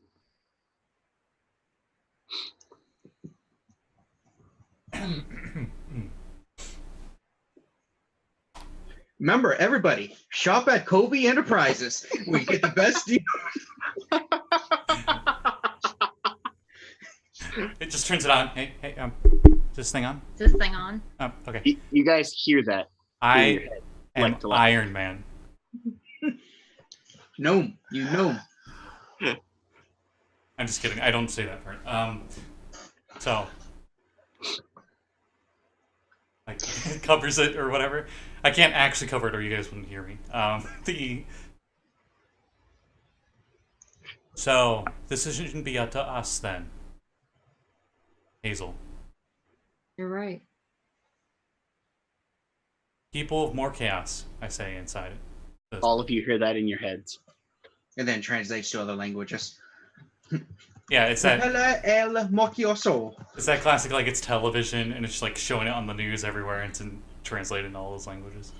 Well, when you hear it in telepathy, it's in whatever language you speak. Yeah. We are in a void. We are away from any other realities. We could be forgotten and disappear, and no one would know we were here. Ah, it's a hand! Ah!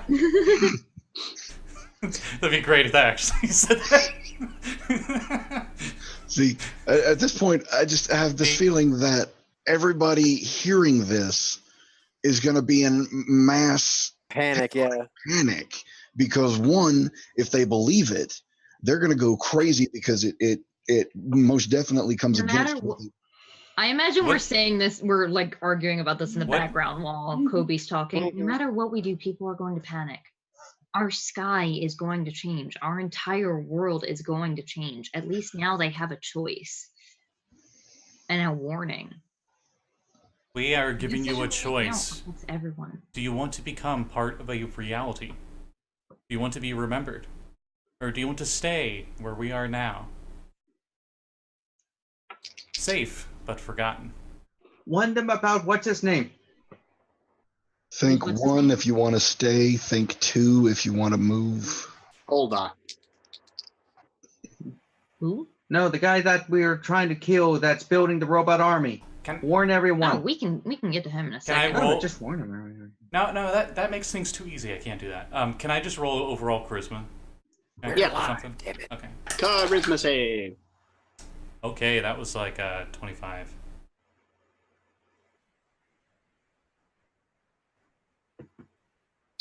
Save from all the trolls. I did your mom.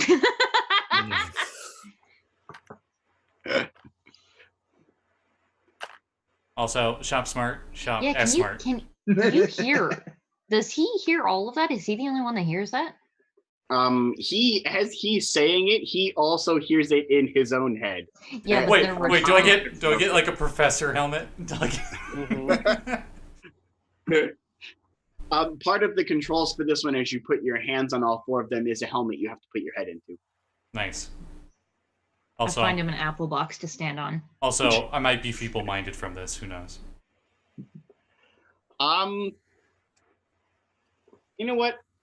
Yeah, let's do it like that. Coby, give me a wisdom save. Yeah, I'm dead. No. Nice knowing you guys. Yeah, nice knowing you guys. You have fucking amazing stuff because you're a fighter. Use your what's it called? Your reroll. Yeah, that. I forgot. Because of my armor, I have advantage because the armor sentience. The spell armor.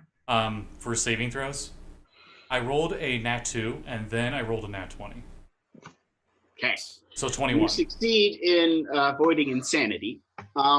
You're not sure if it was permanent or not, but it was definitely insanity. As you hear the answer of millions of people at the same time. Bitch! What is the overall consensus? A lot of the overall consensus is panic. Oh my god, we're gonna die! But those that made a conscious decision all seem to generally, as I rolled percentage dice to find out what would happen, all seem to generally agree with finding a reality to be in. Ooh. After Coby recovers from that super mental backlash. Yeah, there was a lot of mental backlash. You'd think you also avoided psychic damage as well as avoided... Yeah, Hazel figured that would give him a migraine. She's going to walk over and make sure he doesn't fall off his apple box. He almost does. I think Morcus is leaking into my room, guys. I need to make him shoes that are they just transform into an apple box, so he's just as tall as everybody else. What was the decision? The majority said, yes, we should find a reality. All right. Now the question is, where the fuck do we go? Do we know any? I mean, I know one. Shit. Are there scanners on this? Are we going to endanger the... Activate the long-range scanners. If I go back now? I fly back to the scanner/visual one, or whatever that is. There is one that is conceivably a map of the surrounding area. Now that we've cut the connection to the Far Realms from here, does that mean we'd still be endangering people if we went to Faerun? Or is that... No. You would endanger no one to Faerun except the gods, who would be endangered by the weapon that they know can kill them. Meanwhile, in Faerun, we die every 200 years. Come on, people. We just sorted our shit out, and there's this new planet in the world. Mister's like, and they're okay, weird, and they have gunpowder that works without magic. Just gotta keep matched together, all right? As long as nothing outside this reality interferes, I should be able to keep magic. Oh shit! And AO comes down. Seriously, folks. Seriously, I gave you the damn book. I told you what to do. So we should definitely try and make our way after we finish our first assignment and our second assignment. Our third assignment should be go to find the corpse of Einrich and the hilt of the Godslayer and tuck that away in a little hidey hole, and then we can go. There's a problem with that. What's that? From what you told us of the memory, there were 3 people standing around him when he did that. Dead No, people. They were dead. dead. He killed them He and then killed turned the blade on god. himself. Ah. So, Never mind. not that. Also, L implied that as soon as he used it, the blade shattered and maybe like teleported itself all over the planet again. Broke Did it into Dragon Ball the itself? sky. To find the hilt first, in order to find the sword's pieces. The hilt, as well as the fragments of the blade, are gone, buried only to those who know where to look. So, here's the question: do we want to move now, or do we want to give everybody a couple of hours or days to try and deal with the shit that we just decided? Coby go says, deal with, whoops. God damn it, Coby. Mm. I'm gonna run to the visual thing that he was using. I have no idea if I can use this. Probably not. You need 4 arms. Well, Oh. 4 times 4, so like 16 arms, is it? Because, these are 4 arms. Like a fourth wall within a fourth wall. Like 16 walls. Coby, you need to guide me. Guide me. Which way? Oh, I would have sent it to you. Okay. That's what the. Do we perhaps want to do this later? Apparently not. He's already like. I mean, we're here. Hashke's already put like a brick on the gas pedal. And it's like, huh? What? I'm honestly not sure how well my planar recall scroll is going to work if we put Morpheus in another reality first. I don't know how that's going to interact. Do we have powerful? I mean, it would be coming wizard back to son? Morpheus. You could conceivably just move Morkios out of reality into the void again. That's the other thing that occurred to me. If we don't like where we are, we can leave. Right, but I'm saying is I don't We're want to. free to in. go wherever we man. want. Rednecks. I don't want to engage in that somewhere that she might be able to escape. Get this reality. Okay, So hang on 1 second. Here So- in hell so, and here in the void and in hell is the best choice. I think. I don't want to let her get out into another. Okay, before we get there, I will say so Anna has a point. Hang on 1 second. Cat. Yeah. Before Coby started saying anything to the people of Morkios, you said this decision was not to be done by the 5 assholes currently in this room. Yeah. And now you're saying if we don't like it there, We as a collective. We as in if we decide that being there is a danger to the people of Morpheus. what gives us the right to choose? Not like if our people are dying. It's not our Not people, like, it's I our don't like it planet. here. The neighbors are assholes. No, I mean like if the people of Anna's homeworld decide that they don't like us and try to attack us. You're talking about basically becoming the leader of the free world. We will pull over and let you all walk if you don't stop it. Meanwhile, Hashke and Coby are just like that one scene in Red Dwarf where they're all hallucinating. It's like that car chase. Whoa! I will turn this planet around, Buster. Yeah, and Hashke just like turns around to nobody. I'll stop this planet. But Hashke, Anna does have a point. I don't know how much information the two of you share. You're sort of the same Anna and evil Anna. I don't know how much of the same information that they share. What if we get there and then Dark Anna realizes that, hey, I can just pop in and out of this new place, Morpheus, whenever the fuck I want. Technically, Dark Anna knows everything Anna knows. We also don't know what the rules of physics, magic, or technology will be in the new reality. So for all we know, it could solve all of our problems by rendering this, high-tech stuff of what's name bad, or maybe it will merge the Annas and the good one will take over. We don't know. That's the fun part. Oh my god. So it's the closest one because we can't discern which ones are which, right? As you get closer to the reality, Oh man, it's Mr. R. Nobody guess we're likes Mr. doing R. Let's this. get out of here. Ew, are those dragons with controls lances? illuminate. Did you just say the Dragon Ball is illuminating? Navigational controls. Hey, look, it's a gray hawk. Tis a silly It's almost as if place. we're starting Saltmarsh. Let's not go there. It's a silly place. All right, so You go over to the navigational controls. I mean, I'm driving. Hazel's gonna walk over to him. I don't know what the fuck I can do. These controls are complex. You think you would need 4 arms.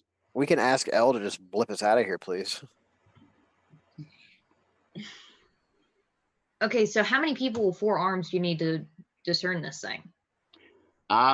Conceivably, you would need a couple more at least, or someone who could run to some of the other controls. Coby. Did what do I currently see now that it's moved? I can't You're use the approaching a navigational reality. controls, guys. Okay, I fly up to where Hazel's at, and Okay. You stop looking and you fly over the navigational controls, and the navigational controls illuminate and say, "Reality detected. Possible reality has been corrupted by outside influence." Uh-oh. okay, Hashke, pause it.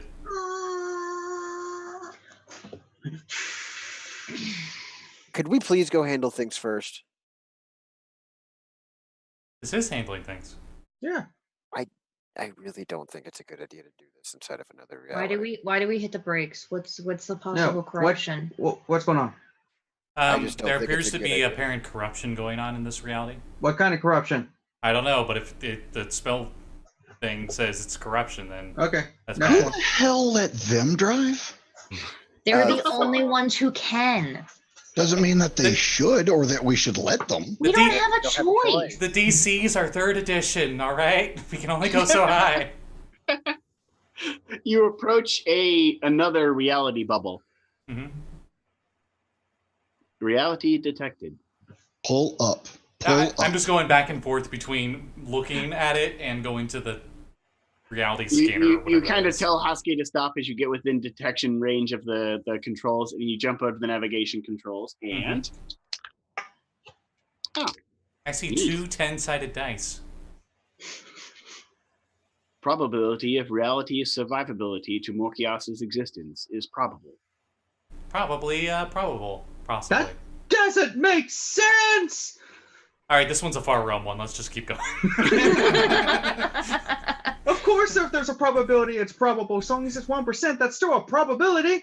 I think I know what the universe was trying to say. So this Oh. one looks like it would work. In?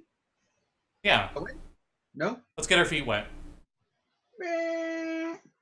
As Morkias touches the outside of the bubble, as those of you who can't see, which is everyone, except Coby, really. So I'll just describe the scene. Morkias approaches one of the reality bubbles, and as Morkias kind of contacts the outside of the sphere, Morkias seems to pop into the reality's crystal spheres of their wild space that is the material planes. Oh, palms sweaty. Oh no, there goes gravity. What? Back in reality. Probability of Morkias being in the plane of reality it originated from is 96.8%. Wait, what? Huh. We found home? Then we think back. Yes. We image of the Rolled under ancient 10%, days when they moved- so you got it. when they moved Morkias the first time. We're out. How far to go? We good. Just stay right here. That's probably what you think happened. Well, I mean, I'm sorry. I've got to say this. The 2 that chose to take over the controls without any consent or word from the rest of the party just accidentally put the jigsaw puzzle back into the puzzle that it A popped reminder. out from. They're literally the only ones who can. wow. I'm not Look saying at- that. You can try. Look at Right. all these halflings in this reality. That's where all of our luck just came from. Oh my god. That's racist. So, I'm just Coby, saying. we It's the best Enter kind of the racist. realm that we planned on going to, like we planned when we first took over the controls. Both the suit and Coby somehow wink. My 26 insight isn't buying any of your bullshit. You're Deception pretty sure check! it's bullshit. Yeah, it's bullshit. I don't even need to roll to know that's bullshit. Well, this was just about the most optimal outcome we could have expected. Yeah, I'm not proficient in deception, so definitely Nice bullshit. job, guys. Way to not screw that up. I'm sorry. Can we say luck? We counted on our ancestors being lazy. I mean, to be fair, that's a pretty solid. Yeah, okay. I'll give So you that just one. put it in reverse and backed it in down the driveway. Yeah, Note to self, make Spellweaver suit. Huh? What? we were thinking that Oh gosh. they were seeing a reality close by being devoured, so they left theirs to safety. One reality that was close by was devoured. We left for safety, so we just had to find one of the closest ones. Logic. Astonishingly reasonable considering. Oh, isn't Hashke the wisest of the group? And Kobe's the smartest? Yeah. Even though I'm the one that was The making the issue dumb is that decisions. the issue is the reason why we don't actually buy any of that is because both of the two of you are terrible at explaining said reasoning. You just go into science babble and he just talks to his symbiotus and rambles in fucking animal speech that nobody can understand. See, they just don't understand, do they? He just bulldozes though. Like he knows he's so resolute in his rightness. I don't know what you're talking about. That's definitely not a thing that the rogue has done multiple times today. Just wandered off while the rest of you guys were arguing. And totally wasn't like, everybody should have a say in this, and then everybody gets a say, the whole clan gets a say in it. No, we should just do it ourselves. I did not say that. That's kind of the point I was making earlier. Yeah. And yeah, I understand. It was worded poorly, but when I meant we, I meant the collective of the planet. Is there like a astral bookmark or something we can put so we can find this particular reality again later? I go over to There the is navigator. no navigation of the void. The realities that exist within it can move wherever they wish. It's just the void. It's just Making a blank map space. would be pointless. We just go back to the blank space. We should be safe here for the most part. There was a home. Elle said that we were safe here. There are no gods to threaten Morkias. They have all been slain. So do we want to go deal with Heinrich just killed them. Yeah, I think it's about time to handle Anna. We could get closer to the sun and burn them all. As far as we know, Anna's not doing anything. Hayden is. Elle. We just moved our planet. We already scared the living shit out of everybody. I don't want to set everything on fire with Hayden as well. Elle, are there any gods here? The being known as Evil Anna is no longer on the planet's surface. Is she in a different plane? Probably hell. Yeah, the last time. Conceivably, she was able to travel to this reality because of the fracture it had in the void. Now that that fracture is sealed, there is no way for her to return. Same with those demon devils or whatever you called them. I always get the two confused. So she's stuck in hell unless we call her. Yes. Oh. She will never threaten Morkias again. Not here. There are no gods in this reality. So this sword, even if it was put together, would be kind of pointless? Conceivably, yes. It could be used to kill very powerful creatures that threaten the world. Like Samuel Hayden. Do you know where Heinrich was when he died? Heinrich's location of his death would be a moot point, as the shards would not have left behind a trace that you could follow. Moved. Yeah, but the handle's not there with him? We know the whole thing is. The handle is also a piece of the sword, which therefore hides itself. I don't think we need the sword to kill Hayden. No. Spent a lifetime searching for it. No, I'm thinking of doing with the sword hilt, like what Anna did with our time crystal. That was also a suggestion I had, was to put it in a different demi-plane and lock it away. Or we just have one demi-plane for like items we want to don't This deal is with. literally my plan. Wait a minute. Anna is going to become the new artifice vault keeper for the Slayers and just put all of the nasty little toys they find away. Yeah, that's a vault that we can't get broken. That's the entire reason that any of this happened, because somebody broke into the vault. Yeah, I know. someone can still potentially, if they knew. Well, somebody could potentially, Well, but the chances are a lot lower. Well, it's a lot more secure than one door, which, by the way, that dwarven door thing, that was great. Coby, you should definitely install that at home, and probably on these vaults that Anna's going to bank. Also, if I was a certain prestige class from older edition, I'd be able to hack into gateways to go to other dimensions anyway. That's cool. So let's go deal with Hayden.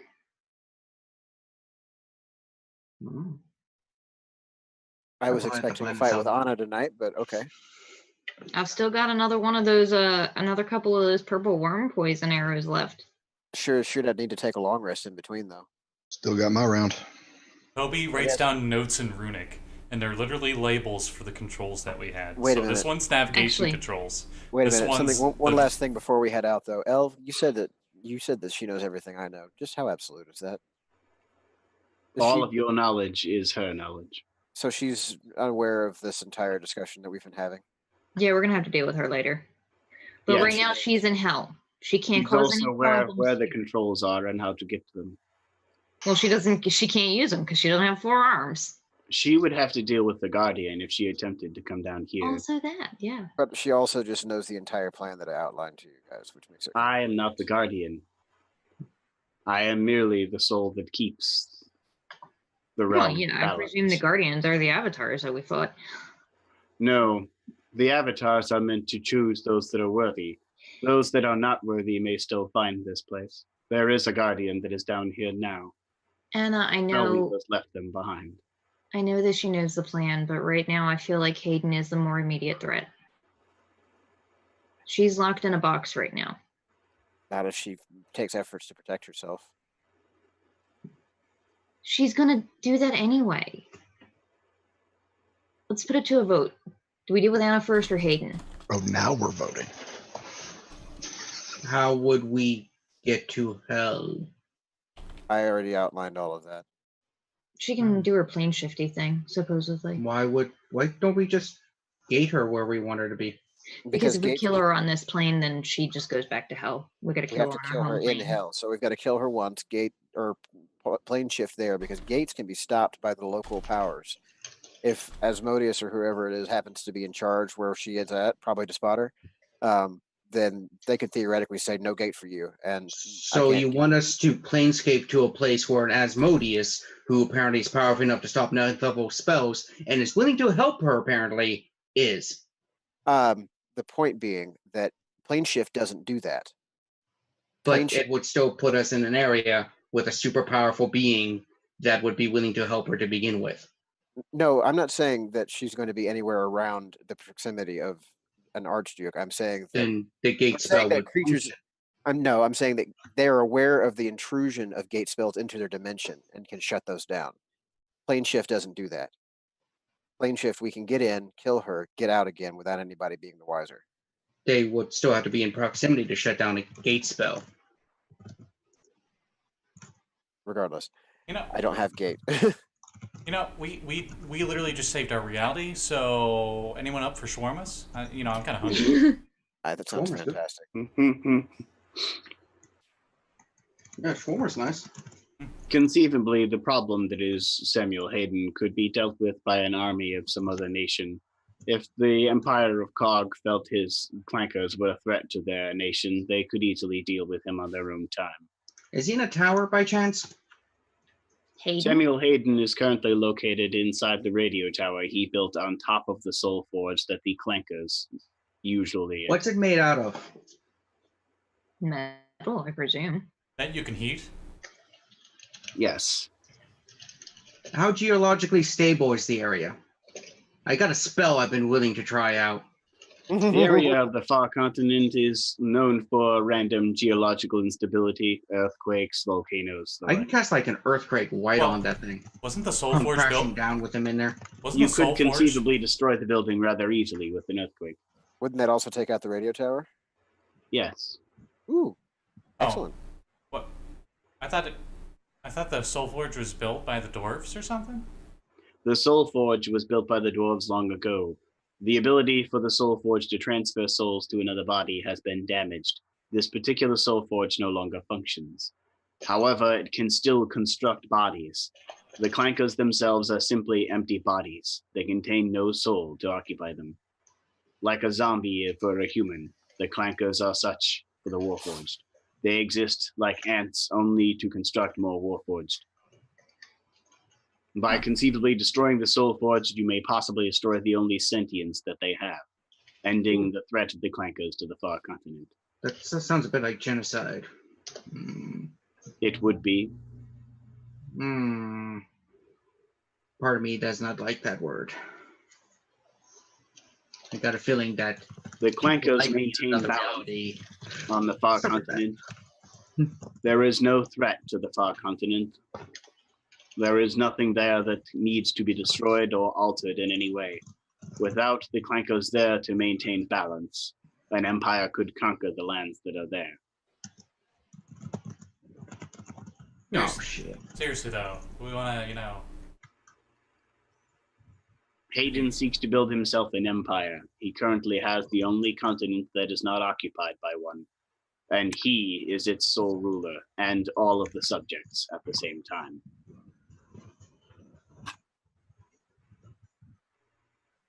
So no shawarmas then? A meta thing, if we were planning on something else next week, do we want to maybe do like a epilogue? I was actually getting to that. So, okay, because I was like, we're 20th level. I can't imagine we're going to... Right. So do you actually want to go through all 4 of the rounds of combat that both of these actual fights would take? Or do you want me to epilogue through them and we can all just say really epic stuff that we choose to do for the fight? Okay, I'll go ahead. Hashke, you want to earthquake that tower, and then we go to Samuel Hayden and we beat him a new one and show him what hell is really like, and then we go get shawarmas. How does that sound? Sounds like a plan. First off, Anna, when we do the deed and we make Dark Anna eat it, would we prefer to do it in hell or here? We start here. We have to kill her once. We have to... Can't we just find her in hell? Yeah, she's already dead. We already killed her once. She's there now. I can't gate to her and I can't track her without being able to plant this on her first.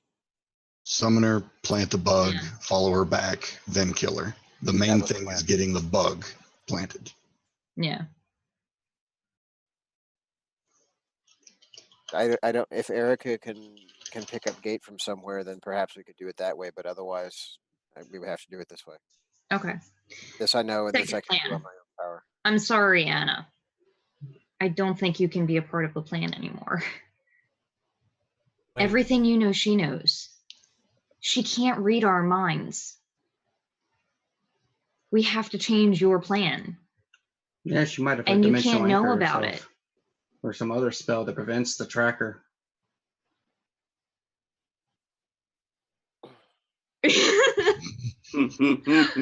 know it's terrible. I'm not saying that you can't be there. God knows we need you. But right now you're kind of a liability. Everything that we plan with you is she's just going to counter. Also, Vint and I might have been using Thieves' Cant to discuss a little bit of this part of the plan for the last several minutes behind your back. Wait, Zoom chat. Is it knowledge, or does things that happen to Anna happen to Anna? Conceivably both. I have never seen such a well shit face in my entire time of knowing him. Hold on. I cover Anna's ears. If we feeble mind her, her intelligence is dropped. We summon the other Anna. She dumb as a rock. We kill the Anna. Go over there, kill the Anna again. They'll never know because she dumb as a rock. Their souls are binded, but their minds aren't. Are they? Yeah. That's what I was wondering. I don't know that would Conceivably, they are indeed bound by the same logic. Also, that would does have logic to it. That would also put us out a heavy hitter, though. But feeble mind, they still know their enemies and would just And I'm feeble-minded. Oh my god. I've been feeble-minded before on a Blake campaign. It was fun. No, we if we're just feeble-minded like the big bad. epiloguing it, we figure out a plan and Yeah. then get So can we say that we'll discuss the plan freely? Right. Anna doesn't know about it for right now. And then execute the plan. And I'll just say it's executed. Do we think that All right, have your discussion. The DM's going to go do something real quick. One, we have to get our Anna to trust us, because otherwise she'll resist the spell. And if she resists the spell, then you're out a high level spell slot. Trust us. Everything we do, trust us. The second one is, can she still use her powerful abilities when she's like that? Like, I know she can't cast spells, but would she be able to, like, smite? No. Probably not. It was an idea. Yeah. I'm not the smart one of the group. That's Coby. I know. Technically, she should be able to still do her stuff. It doesn't rely on intelligence for her spellcasting. Anna's just gonna huff and walk in the other fucking room. Ooh. Well, if charisma's yeah, go chat with Elle for a while. And the other question, once Anna's out of the room, the other thing is that Anna had this idea to plant the tracker on evil Anna. Vint is really good at surprising people these days. If he were to drop a grenade in her pocket,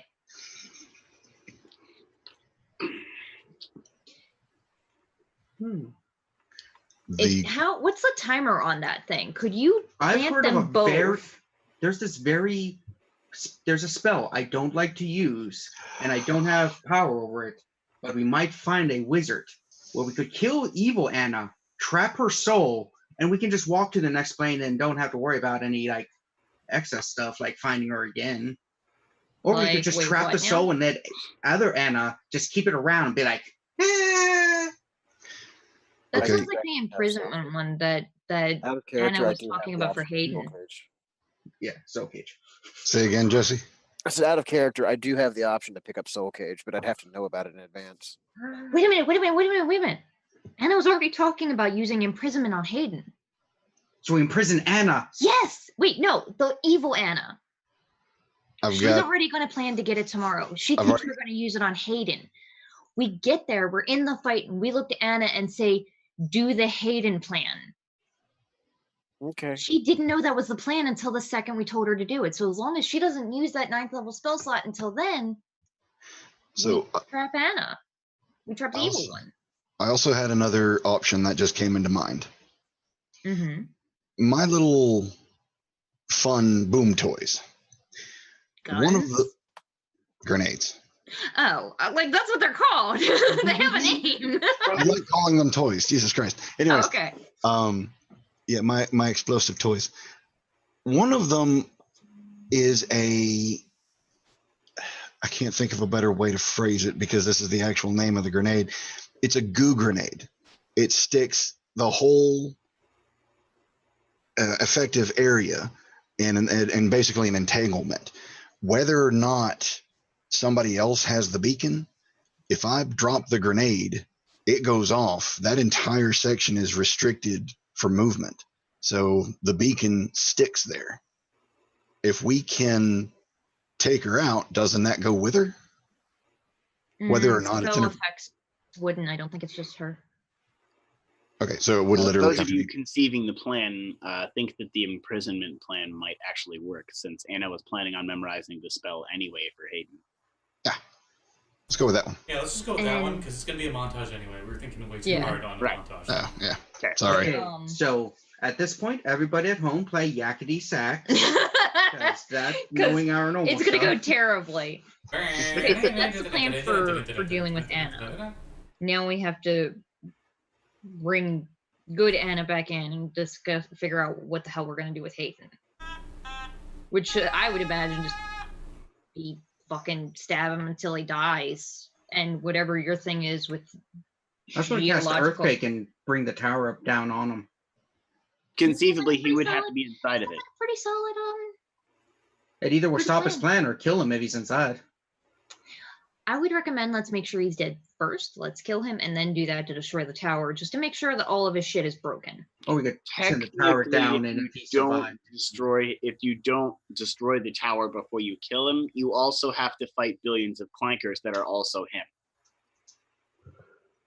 Solid point, L. Thank you for that. I didn't hear anything. All right.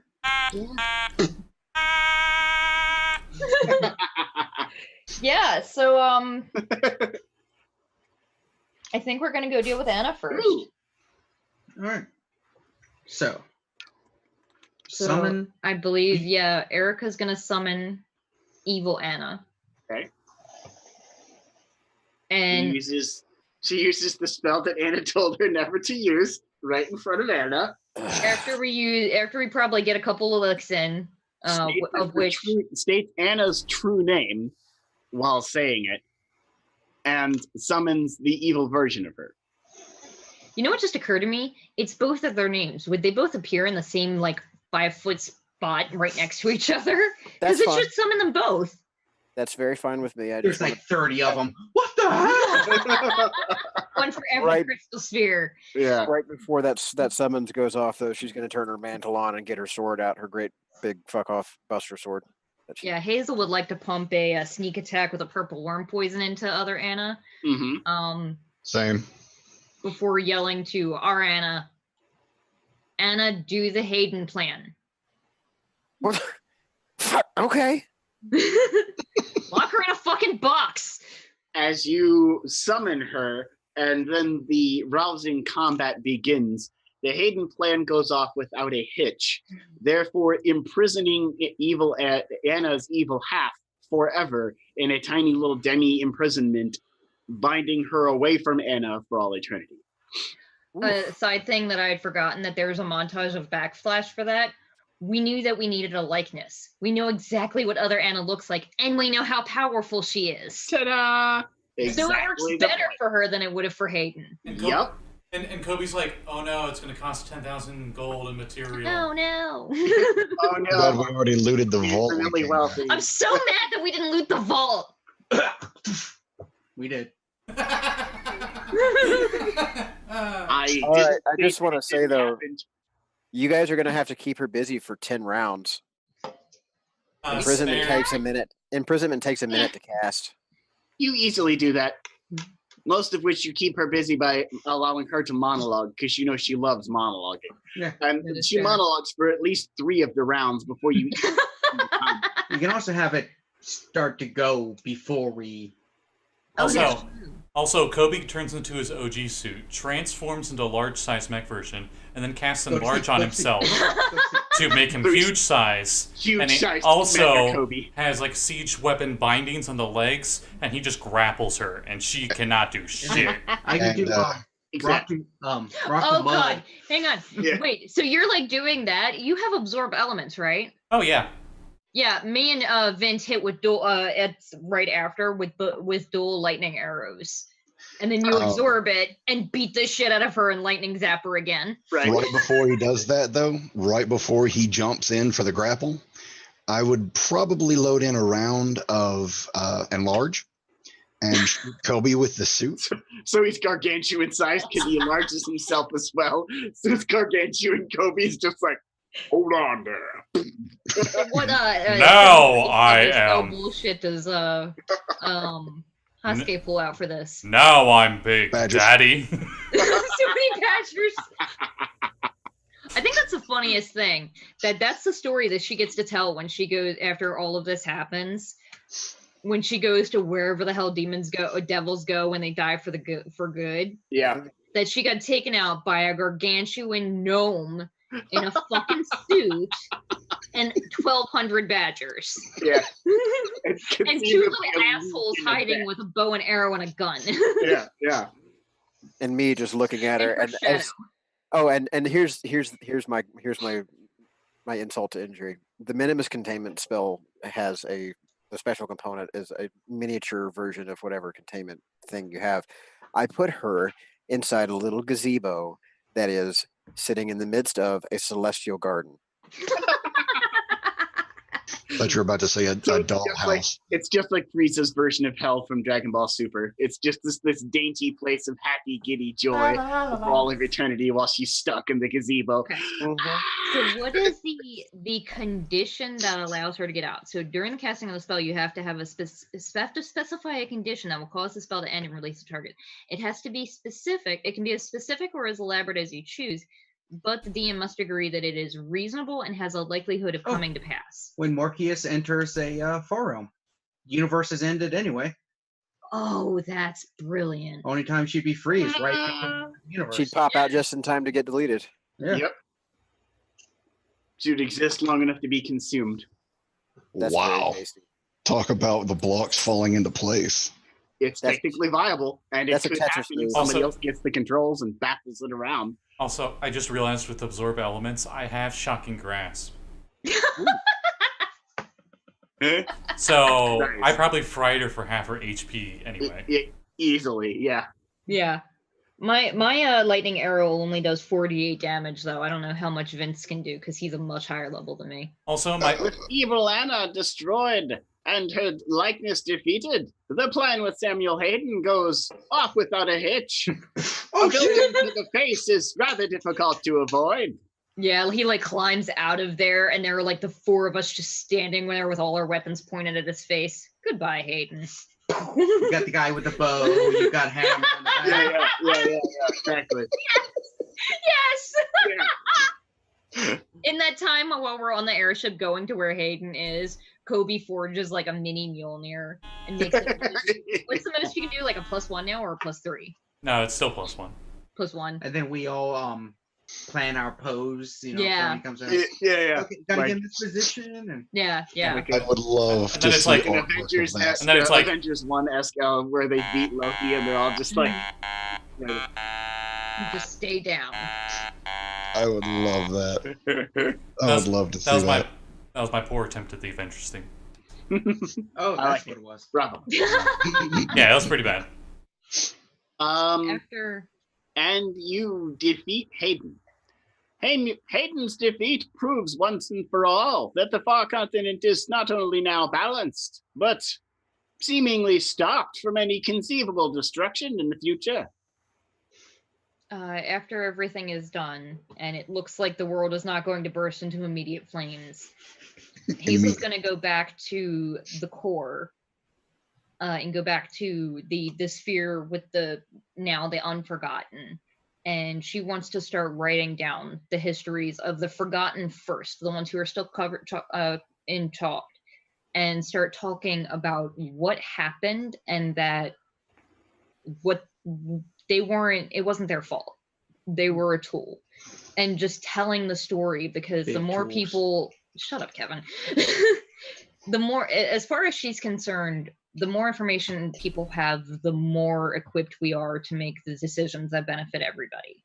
She wants to be the information keeper for the Slayer. She wants to be the one who tells people that's what this monster is capable of. That's what this monster can do. This is what this land is known for. She wants to be like, use all of the kind of, but like more specific in protection sort of thing. How to give people the information that they need to stay safe.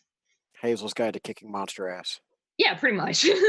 Hazel spends the rest of her days cataloging monsters and the history of what happened before. She spends the rest of her days with the title of Archivist amongst the Slayers. No one seems to know as much as she does. And Coby. possibly also occasionally kicking a aberration ass in oh no, wait, we're not in Forgotten Realms. No.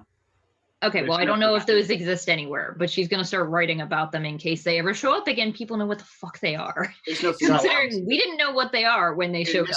In this reality, those realms were already forgotten. Haha. The Coby, how do you end it? Coby and his family decided to do a little bit of repairing in the far continent. Okay. Wait, okay, back what?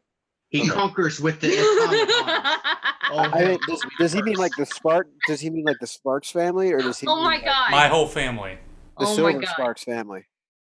The Silver Possibly Sparks. she's not here. I don't want to like. Speak for her. No, Yeah. I know. I'm just imagining, oh god, it's the end of Ultron. That's the stinger at But- the end of the whole thing. It's but- like, and as we end, one of Kobe's robots. But it's the eyes blink red. By the way, Maligno! By the way, that reference was originally going to be the fight with Hayden if you chose to fight him before you went to the core. The fight with him was going to be a direct reference to Age of Ultron. Oh, yeah. Because he's going to stand there and float above and go, we have you exactly where we want you. And all of the rest of him were going to say that at the same time. So what's Coby's actual plan with the robots? The same as Tony Stark with the Iron Man suit, where he doesn't want to use them as a weapon, but he wants to use them to benefit the world. So it's more of we're fixing the ones that there are. They have souls in them, right? If I was able to fix it theoretically, it'd be giving them Erica's independence. family's help, you were able to fix the damage done to the Soul Forge, and the Clankers were no longer Clankers and became Warforged again. Yeah, I would help them establish their own nation and their own identity for themselves, and possibly, a few gnomes and dwarves possibly live here too. Yeah. I'm just imagining that, like, we're all joking about the Age of Ultron shit and everything, and like robots fighting monsters and everything. But realistically, if it were Coby teaching them, they'd be like helping little old ladies cross the street and carrying groceries for people. Also, Coby probably works on it in the core, somewhere where no one else can be. A body for L. Ooh. L mentioned they don't have a body. It's true. Possibly trying to use or remake the same metal alloy that is built in the core. Okay. The bronze adamantine alloy. It'd be something so ridiculously complex, there's no way he could be able to haul it out to make it into a suit of any kind. It would be like its own custom construct. Okay. Like a adamantium golem. Okay. I don't know. Oh, and the other thing is, I'm gonna eventually teach Coby and the rest of them Thieves' Cant, but it's gonna be slight different than the one that Vint and Hazel use, just so that we can keep conversating without them occasionally. Insight. No, I'm kidding. Coby spends the rest of his days in service to the people of Mokias, knowing full well that the Warforged nation he helped create would later go to benefit humanity. Hashke. Oh boy. How do you end it? Well, at first, I have Coby come to the core and do some donuts in space. But after that, it gets boring. Oh yeah, they have a day with that. Oh, what does the drifting. sky look like now? Does it still look the same? No, the sky looks different. The normally beautifully pink sky at night now no longer has nothing in it, but instead has many different constellations and stars that were never there before. Hazel's going to Possibly spend a lot of nights on the roof. Oh no, Star Seekers. Let's see. Other than doing that, Hashke probably lives out the rest of his incredibly long Oh life. shit, you're now. going to outlive all of us, aren't you? Yeah. Yeah. He doesn't die from age. No, I do. I age at 1/10 of my normal. Oh, So okay. I live to be like 90. That's 900, or a little bit less because I already have like 20 years on me. But yeah, the only one who might live close would be Coby Erica. and Erica. But Erica's got like an extra 50 years, I think. Yeah. But yeah. But I just go back to my people and just become a spiritual leader to them. Do you do the classic legendary druid thing where you just become a tree? I stay mainly in animal forms in the wilderness. Do the thing where they try to seek out the old wise elder by disguising myself as a monkey, just throw shit at them and while they're waiting to see if they have the patience to wait. And then, like, they find the great, amazing beast, and then just the venom head pops out. Fuck off, dude, you suck. And they just shit their pants and run. I just pay for some old-looking dude to sit there so they get confused and think it's him, and I'll be like, no, it is me, the monkey man, using the symbiote to speak. Like the Mandarin in Iron Man 3. I just keep thinking Rafiki. Yeah, no, that's definitely him. Yeah. Known as the trickster mentor. You just got like a little choir going. Yeah. Vint, Oh, how but I do have to you take end some it? levels. I don't think he heard you. Vint, Oh, sorry. how No. do you end it? Unfortunately, I can't think of anything as elaborate as my counterparts here. So think The Witcher. Kept doing bounties, kept saving as many people as possible, not really settling down. You do have that backup planned in I can't remember the name of it, in the necropolis. Shit. Until the day I died. Mhm. In which case, my body would have taken back, and I take up assisting a shopkeeper. Holy shit, that wrote itself. Also, Oh, have you watched Dragon Ball Super at all? no. Oh, there's a legendary assassin in that named Hit. I was just thinking you just turn into a legendary assassin / bounty hunter or something. Ah, nice. Anna, how do you end it? Well, there's going to be a period of kind of her soul searching and figuring out where she wants to really be, and one day she will actually say her goodbyes and plane shift back to Faerun and probably spend about a month gone, and then she's going to find her way home with her new friends, because the life she had is gone and everyone she knew is gone, and the places are like thousands of years past where she was when she started. And she is going to she's actually going to go back and unmake the imprisonment and finish the job with evil Anna in hell one of these days. Take her out to hell and let her out and finish her mano a mano, and leave the alabaster mask behind on the corpse that she had been carrying with her this entire time. If you mention it to us, Hazel would go and let you do your thing, but just stand about, 320 feet back, and just keep an eye for, just watch your back. Well, that would be much appreciated.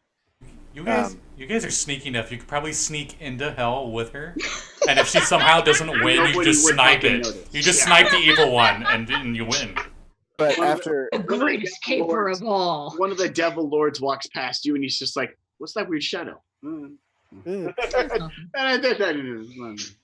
starts to investigate it a little closer, and just like a silenced gunshot, insta dead. Drops him like a rock. No, but after she'd settled her account with her evil counterpart, she would probably go on to, like she said, become the archivist of the artifacts for the Slayers, and catalog all her little daily planes of holding onto various nasty shit that should never be touched. And take up a hobby of making increasingly intricate and complicated magical items to kind of like have a friendly rivalry with Coby and his technology. Coby actually puts a few of his suits in your vault as well. Ooh. What did that one do? Just so no one else uses them. He actually retires the suits. Now that I think about it, he's just going. You're gonna have Oh, you went the Iron Man so hard. You're gonna have the armor wars where people could break in and steal all your suits, and you have to go around dealing with them. That actually sounds brilliant. No, that's amazing. When I put them in there, I scry arcane runes on them for arcane lock from a 20th level person. I think that will work. Nice. Yeah, I feel certain that that's something that Erica would have in her spellbook. Definitely. It's something I have in my spellbook. Oh shit, never mind. But yeah, beyond that, I think she would be assisting in the effort to catalog and chart the planes of this new reality.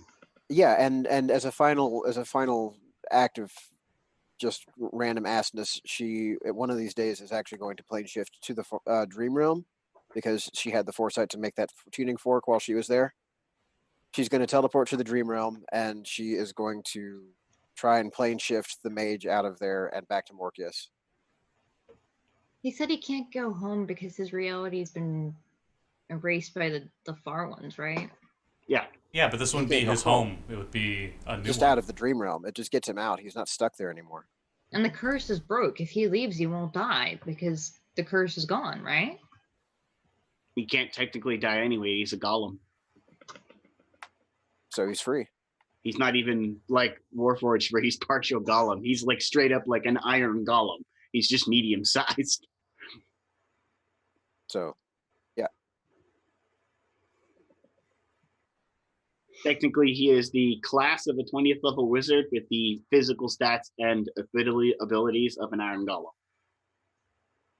Hazel would probably keep an eye on him for a while, and then because I think Iron Golem. Coby deputized Anna, and I want to say it was Hashke who gave the pin to Vint, right? Yeah. I'm gonna once I believe that he's not gonna go all crazy pants on us and try and murder us all. Hazel will give her 1 pin to him. Considering he was the one who saved our ass in the very beginning of this. You said stats of an Iron Golem. Yeah. So he could cast Fireball on himself at 9th level and pretty much full heal. And heal himself. Yeah. Nice. Yeah, he could, actually. Fireball his own feet. Oh, yeah. That's definitely a strategy he employs. I don't think they can heal from that anymore. They're just immune to the spell. They do. Oh, they do? Yeah. Mm-hmm. All the golems heal from whatever they're immune to. Well, that certainly wraps up that adventure, doesn't it? Stay tuned. Morkios is not done quite yet. Nightmares and mirrors may be over, but later we may see what lies beyond the dunes. Until next time. Ciao. That was brilliant. I love the bit at the end. I really like that idea. The way that we still streaming. Yes, we are. Yeah, I like the epilogue for the final. I was planning on kind of epiloguing it because I know we were wrapping up. Yeah. Begin with. We sort of did that for Richerverse. Yeah. And I really like that. I might do that in my games next time I like, how do you end it as like the means of like saying like you get to walk off into the sunset. What do you do with the rest of your days after you're done adventuring? Because nobody conceivably adventures forever. Everyone at some point stops. Just for anybody that's wondering, I ended the game as a level 15 rogue and ranger 5. And funnily enough, I think Vint ended the exact opposite. Rogue 5 and ranger 15. Actually, almost.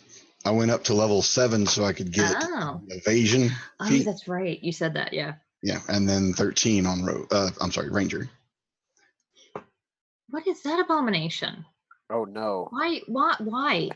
You should send it to Vex. She'll hate it. You're horrible. Post it in the art channel. And she'll have an aneurysm. I'm sorry, Vex, if you're watching. Or watch it later. Well, okay, so I'm got theories here. So, Hashke, you were a 20th level druid circle the shepherd? Yep.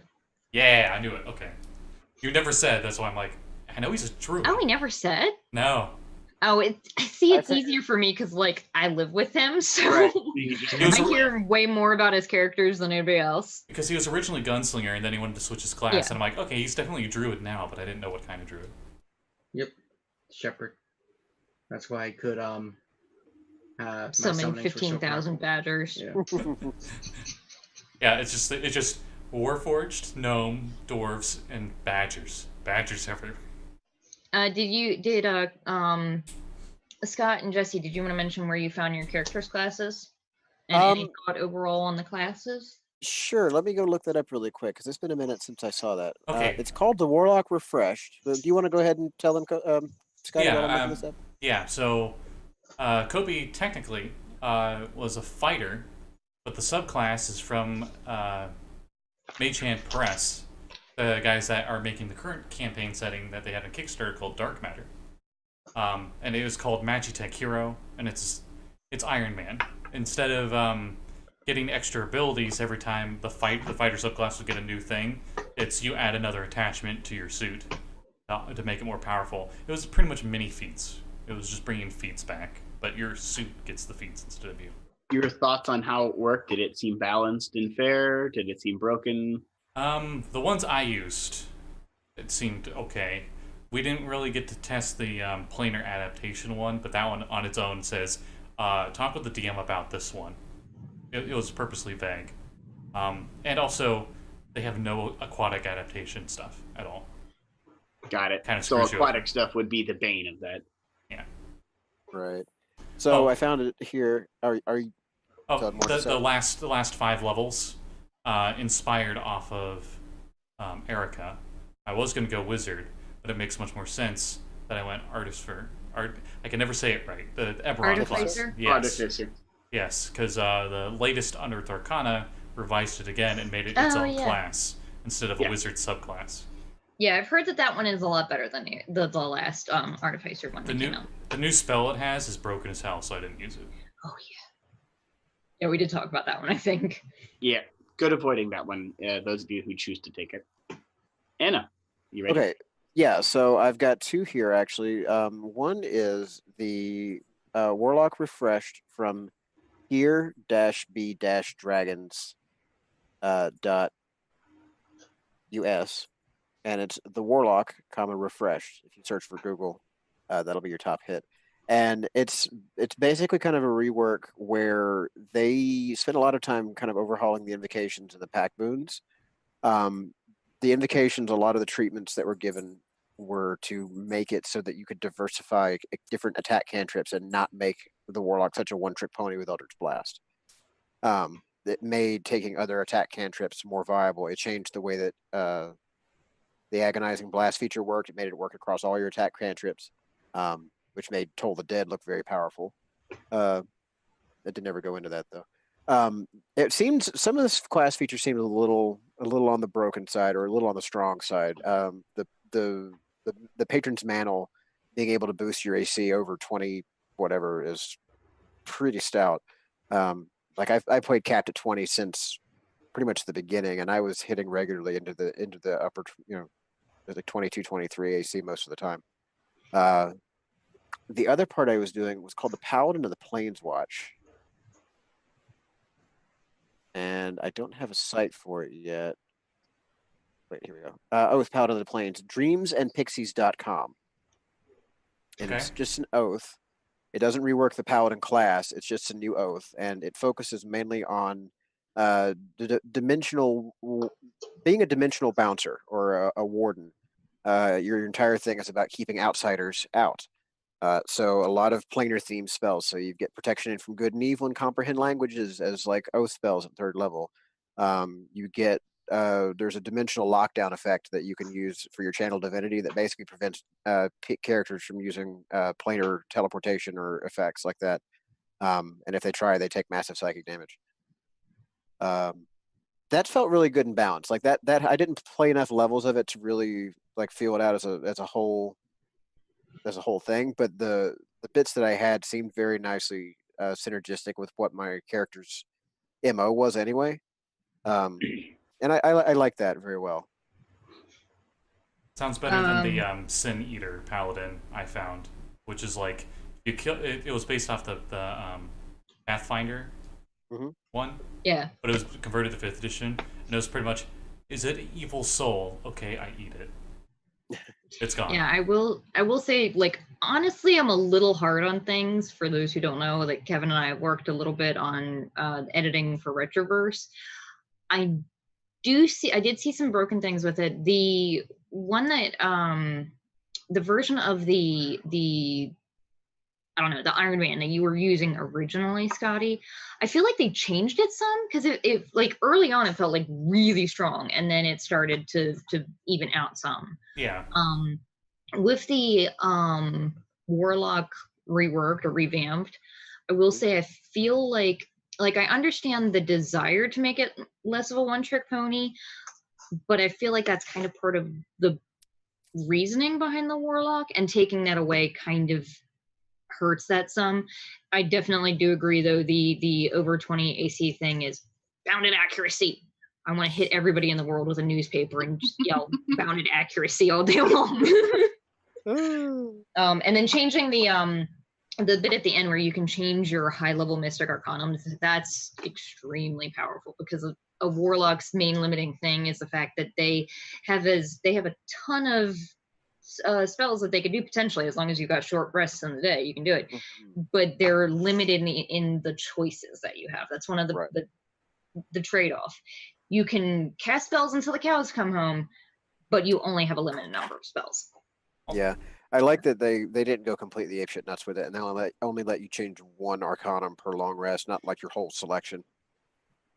It's not like preparing spells like a druid cat or other prepared casters are. So you didn't just rewrite your whole spell list in a day. Also, I didn't get to use them in the later of the campaign, but the repulsor rays at this level, you said it felt like it balanced out. I wasn't using my repulsor rays. Oh, are they OP now? They stack, so they're based off my proficiency bonus. I could have shot 6 of them around. Hell yeah! Ooh, that's a lot.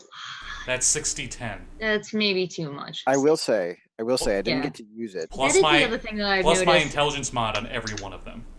That is the other thing that I noticed that both Coby's class and Anna's did, and I've seen it a lot more with a lot of different ones, is giving a lot of different classes a lot of attacks. That's pretty much like every warrior in 5e. A lot of them get extra attack. Only the fighter gets more than 2 attacks. It's literally their only thing. Okay, the monk does, yeah. But like, that's the fighter's thing. It should stay with the fighter. And that's one of the issues that Kevin and I were talking about with a lot of the... We're still streaming? Yeah, a little bit. I was just going to say, it's 11:30 and some of us do have a game in the morning. Yeah, we do. Yeah.